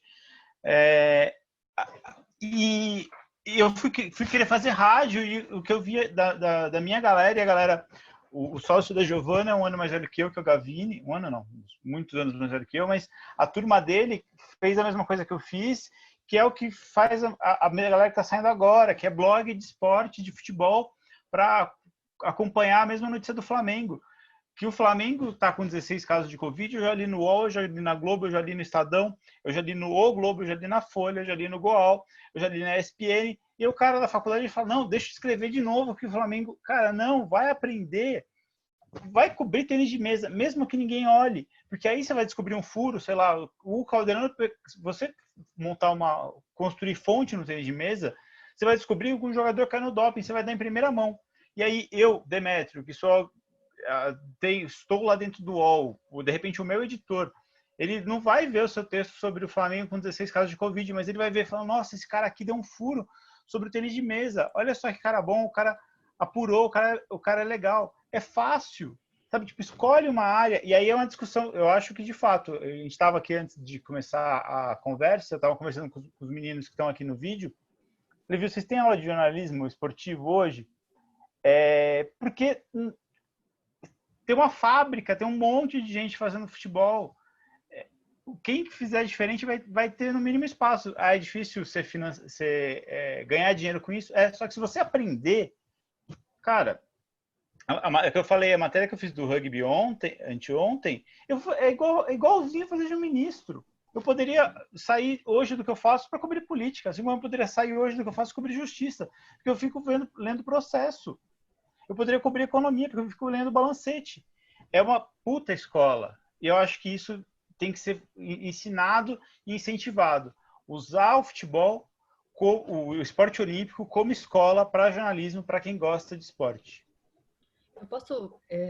Eu fiz um curso de jornalismo esportivo no qual só se falou de futebol. Então, é muito difícil, né? Porque não é jornalismo esportivo, é jornalismo futebol, né? Então, a gente precisa realmente mudar essa questão. O jornalismo esportivo é basquete, é vôlei, é futebol feminino, é tênis de mesa, é taekwondo, wrestling, o que for.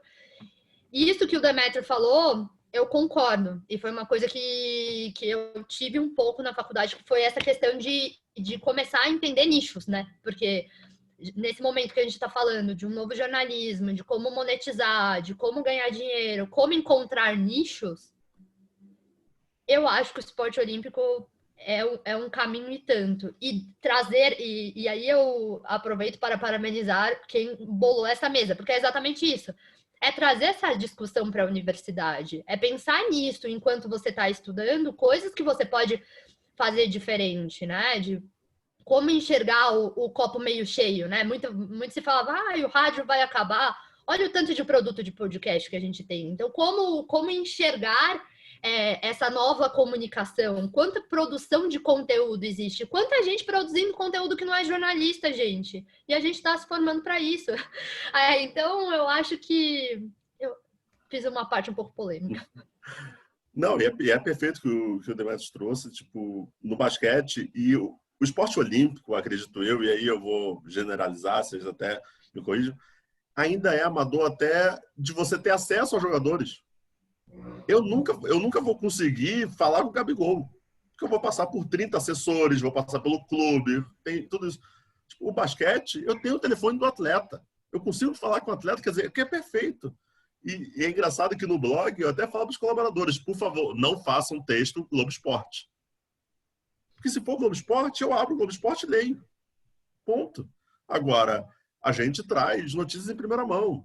90% das negociações no Brasil do NBB foram do blog. O fim do Botafogo foram no blog. Não foi no Globo. Eu vou te interromper, Felipe. O que me obriga, como eu acho que eu estou num órgão grande, que as pessoas querem trabalhar, querem estar no meu lugar, eu sou obrigado a ler o blog do Felipe. O blog do Souza. Eu sou obrigado a ler o blog dele porque é ele que dá o furo sobre isso.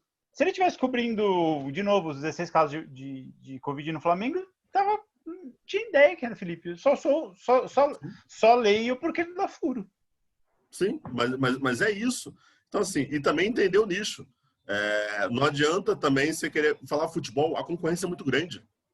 Eu não vou concorrer com o Globo Esporte, eu não vou concorrer com o UOL. Não vou concorrer com outras grandes empresas. É ponto. Eu não tenho poder financeiro para a cobertura do esporte. Eu não tenho braço suficiente para poder produzir tantas matérias que se produz no Globo Esporte, no UOL por dia. Então, se você entender, o esporte olímpico é perfeito para isso. É perfeito para isso. A concorrência é menor e a concorrência no sentido da palavra mais pura mesmo. Não é a concorrência de rivalidade. Não é um rival do outro. Mas a concorrência de, o que a Giovana está fazendo? O que será que eu posso fazer diferente? O que a Giovana falou sobre um atleta, o que eu não falei? O que o Demetrio falou sobre o Calderano, o que eu posso falar sobre o Calderano, então? Ou de um outro atleta? Ou vou buscar outra alternativa? É isso. Então, o esporte olímpico ajuda muito, assim, cara, para o jornalismo esportivo. Eu acho que é fundamental. Se puder começar no esporte olímpico, é maravilhoso. Excelente. Dá tempo, Sofia, para a Aline Posso só dar um exemplo fazer rápido, muito rápido? Aconteceu ontem no UOL. O UOL publicou uma matéria sobre quanto custava para assinar o pay-per-view de todos os esportes. essa matéria não incluiu o valor do pay-per-view do vôlei nem do pay-per-view do futsal. Passou pelos editores, nenhum editor lembrou que existe vôlei e futsal no Brasil. Lembrou do NFL, mas não lembrou. E aí eu mostrei que eu fiquei incomodado. Eu falei, gente, a gente precisa mudar a cultura. Uma coisa é não fazer notícia de vôlei, outra é esquecer que vôlei é esporte. A editoria de esporte do UOL não pode dizer que fazer uma lista de esportes e esquecer de colocar vôlei. E isso só vai mudar a hora que a gente mudar a cultura. E essa mudança de cultura tem que vir desde a universidade. É isso. Legal, Demétrio. É isso aí. Sofia, mais uma rodada, dá tempo? Acho que sim. Então vamos lá. O Lucas ele perguntou o seguinte: recentemente a Confederação Brasileira de Vôlei ameaçou fazer censura a atletas que se manifestassem politicamente contrário ao governo no qual a CBV tem ligações. Queria saber como vocês veem esse episódio e se vocês já sofreram algum tipo de censura de alguma confederação no Brasil. Eu sabia que isso ia acontecer. Eu já. Eu sabia que esse assunto ia vir. Olha, eu acho um absurdo censurar o atleta. No basquete, a gente não sofre com isso, porque o basquete, a maioria dos jogadores não é oposição do governo, e sim situação. Então, ele não vai ter tanto problema, mas assim, censura, sim. Eu já deixei, meu nome já foi negado em cobertura de esportiva, cobertura de All-Star, né, de Jogo das Estrelas. Não sou lembrado, por mais que no basquete o nicho ainda é pequeno, né, não tem muitos produtores mesmo de conteúdo e tal. A gente não é lembrado para votação, não é lembrado para muita coisa. E além de já fui ameaçado no jogo do Vasco por diretores do clube. E o pior é que eu sou vascaíno. Esse é o pior, que eu sou vascaíno. Então já fui ameaçado. Então, de mostrar carteirinha, tipo assim, olha, você não vai me proibir de entrar porque eu sou sócio. Então, tipo assim, no pior das hipóteses, eu sou sócio. Então, a censura, pelo menos no basquete, olha, eu sei muito bem como é. No caso do vôlei, da Carol, ela foi... Se ela tivesse se defendido o governo, eu acho que teria vindo um tipo de censura parecida, assim. De uma forma diferente, talvez menos incisiva, mas teria vindo da mesma forma. Não muda. A censura não é só pelo fato de ser um fora Bolsonaro, é uma falta de vontade de fato política de permitir esse tipo de coisa. Acho que se acentuou por ser fora Bolsonaro. Da minha parte, nunca sofri censura. O que eu sofro bastante é galera não falar comigo. A maioria dos dirigentes esportivos do Brasil não fala comigo, não me atende, me bloqueou no WhatsApp. Por outro lado, os opositores deles falam, e quando eles viram opositores, eles falam comigo. A galera, o ministro não falava comigo, aí ele saiu do ministério, ele fala comigo, e aí o atual não fala, aí ele sai, ele fala. E nessa eu vou mantendo. Uma hora as pessoas me odeiam, depois elas passam a gostar, porque elas passam a depender de mim, porque elas estão na oposição. E faz parte do jogo, assim. Agora, ameaça não, até porque eu tenho coça quente. Tipo, eu sou de um órgão de imprensa grande, é difícil o cara me peitar porque ele tá peitando o Grupo Folha, sabe? O que é um privilégio, assim. Tipo, se eu tivesse fazendo meu trabalho na Olimpíada todo dia, eu tava fudido, tava levando porrada o dia inteiro, todo dia, e retaliação, e porque seria eu me defendendo, inclusive, sob risco jurídico. Se alguém me processar, justo ou injusto, o UOL paga a minha defesa. Se eu estiver na Olimpíada todo dia e fizer uma matéria, o cara me processar, por mais que ele esteja errado e eu esteja certo, eu vou ter que pagar advogado. E vai sair de um caixa que é pequeno, uma empresa pequena, uma empresa quase familiar, né, Gi? O que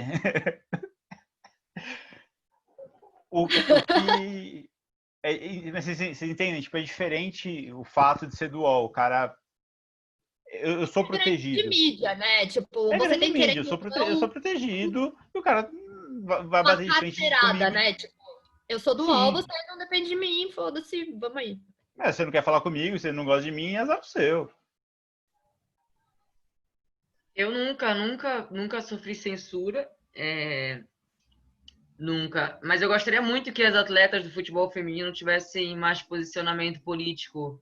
Eu acho super válido o que a Carol fez. sendo oposição ou oposição do governo. Tudo bem o Felipe Melo também ser Bolsonaro e ele ir lá e se posicionar a favor do Bolsonaro. Eu sou contra a censura, entendeu? Então, independente do lado que você esteja, você deve se manifestar. Eu acho que não tem como a gente separar o esporte da política. Eu acho que, para mim, não são coisas diferentes. Eu acho que anda junto, entendeu? Então, eu sou contra a censura e queria muito que mais atletas, jogadoras, quase eu caio agora, se posicionassem em relação à política no Brasil. E eu Eu acho mexi que... aqui porque eu tenho tatuado a face de mim esse cálice. Eu até vou usar seu slogan, tá? Slogan não, vou até usar sua ideia, Demetrios. Vou botar lá para os assinantes, olha, ajudem a pagar meus advogados futuros, por favor, me apoiem. Quando você tá num veículo, entre aspas, menor, enfim, e segmentado, as coisas são diferentes, né? A cornetagem chega de uma forma um pouco, tipo, já aconteceu de atleta falar, eu não gostei desse título, porque não condiz com o que eu disse, mas tá aqui, você falou. Ah, mas eu não gostei. Mas você falou, tá aqui. Não tem que gostar ou não gostar do meu título, né? Acho que o jornalismo é uma coisa que as pessoas se veem muito na posição de poder falar se gostou ou não gostou, né? Ninguém chega para o engenheiro e fala, não gostei desse prédio que você levantou. E para o jornalista esse texto não sei o quê, isso não sei o que lá. Abraço, Fernando Saraiva. As pessoas se veem muito nessa questão. Sobre a parte política e da CBV, tudo que rolou, enfim, eu acho que acabou que as coisas tomaram uma proporção muito maior exatamente porque vieram erros atrás de erros depois na forma de posicionamento, porque os atletas eles precisam ser cada vez mais livres para falarem o que eles acreditam. E eu acho que quando um atleta se posiciona, outros atletas criam coragem para se posicionar também. Eu tenho visto muito isso no basquete. Eu não sei se você concorda, Felipe. Menina. A Damires tem levantado muito um discurso bem, bem político e várias atletas estão vindo Érica, falando, Ramona, vai dando segurança, né? Então, eu acho que quanto mais a gente falar isso do esporte, é melhor, né? E seja pró ou contra. E aí, cada um que tire suas conclusões e tenha a sua opinião, mas que todo mundo possa, né? Vai acontecer no vôlei de praia também. As pessoas vão começar a falar. Esperem. Ah, que bom. E Gi, falei empresa familiar porque você e o Gavino são amigos, tá? Não, mas acaba que o familiar é verdade, né? Tipo, é o tal do preciso do QI para entrar no jornalismo? Não, mas você acaba conhecendo e trazendo amigos para perto, né? Tem gente que trabalhou com a gente em outros lugares e tudo mais. Legal. Bom, Sofia, a gente atingiu aí o horário, 9 horas, vamos encerrar, né? Isso. Tá. Então, eu queria parabenizar a todos vocês. Foi exatamente como a gente imaginava, instrutivo e prazeroso passar esse debate com vocês. Muito obrigado, foi sensacional. Eu queria também aproveitar e reforçar aqui o que já foi dito. Vocês do jornalismo que organizaram essa mesa, pensaram os esportes alternativos, não o futebol, né, as outras modalidades esportivas, também foi uma grande sacada, oportuno e realmente rendeu um excelente debate. Então, eu queria agradecer demais a presença de vocês e eu passo a palavra, então, Sofia, para vocês encerrarem aí a mesa. Acho que o Henrique vai falar? Posso falar sim. Então, só reiterando o que o professor Florenzano já falou, agradeço demais aqui pela presença dos convidados, a quem esteve aqui ouvindo, ao professor Florenzano. Eu acho que o debate rendeu muito, a gente passou boa parte do tempo aqui mais discutindo, ficaram muitas perguntas aqui, eu estava conversando com a Sofia no privado e, meu Deus, acho que teve umas 10 perguntas que ficaram ainda para trás, ficaram tópicos para discutir, mas, enfim, é isso, eu agradeço demais pela presença de todos. Essa gravação a gente vai gravar essa daqui, inclusive como o Demetrio está apontando, olhem para os nomezinhos deles aí, que eles colocaram a @do perfil deles, colocaram também... Eu vou deixar meus contatos no chat, se alguém quiser mandar Isso, e-mail, essas coisas. Boa. Vou fazer o mesmo, e quem quiser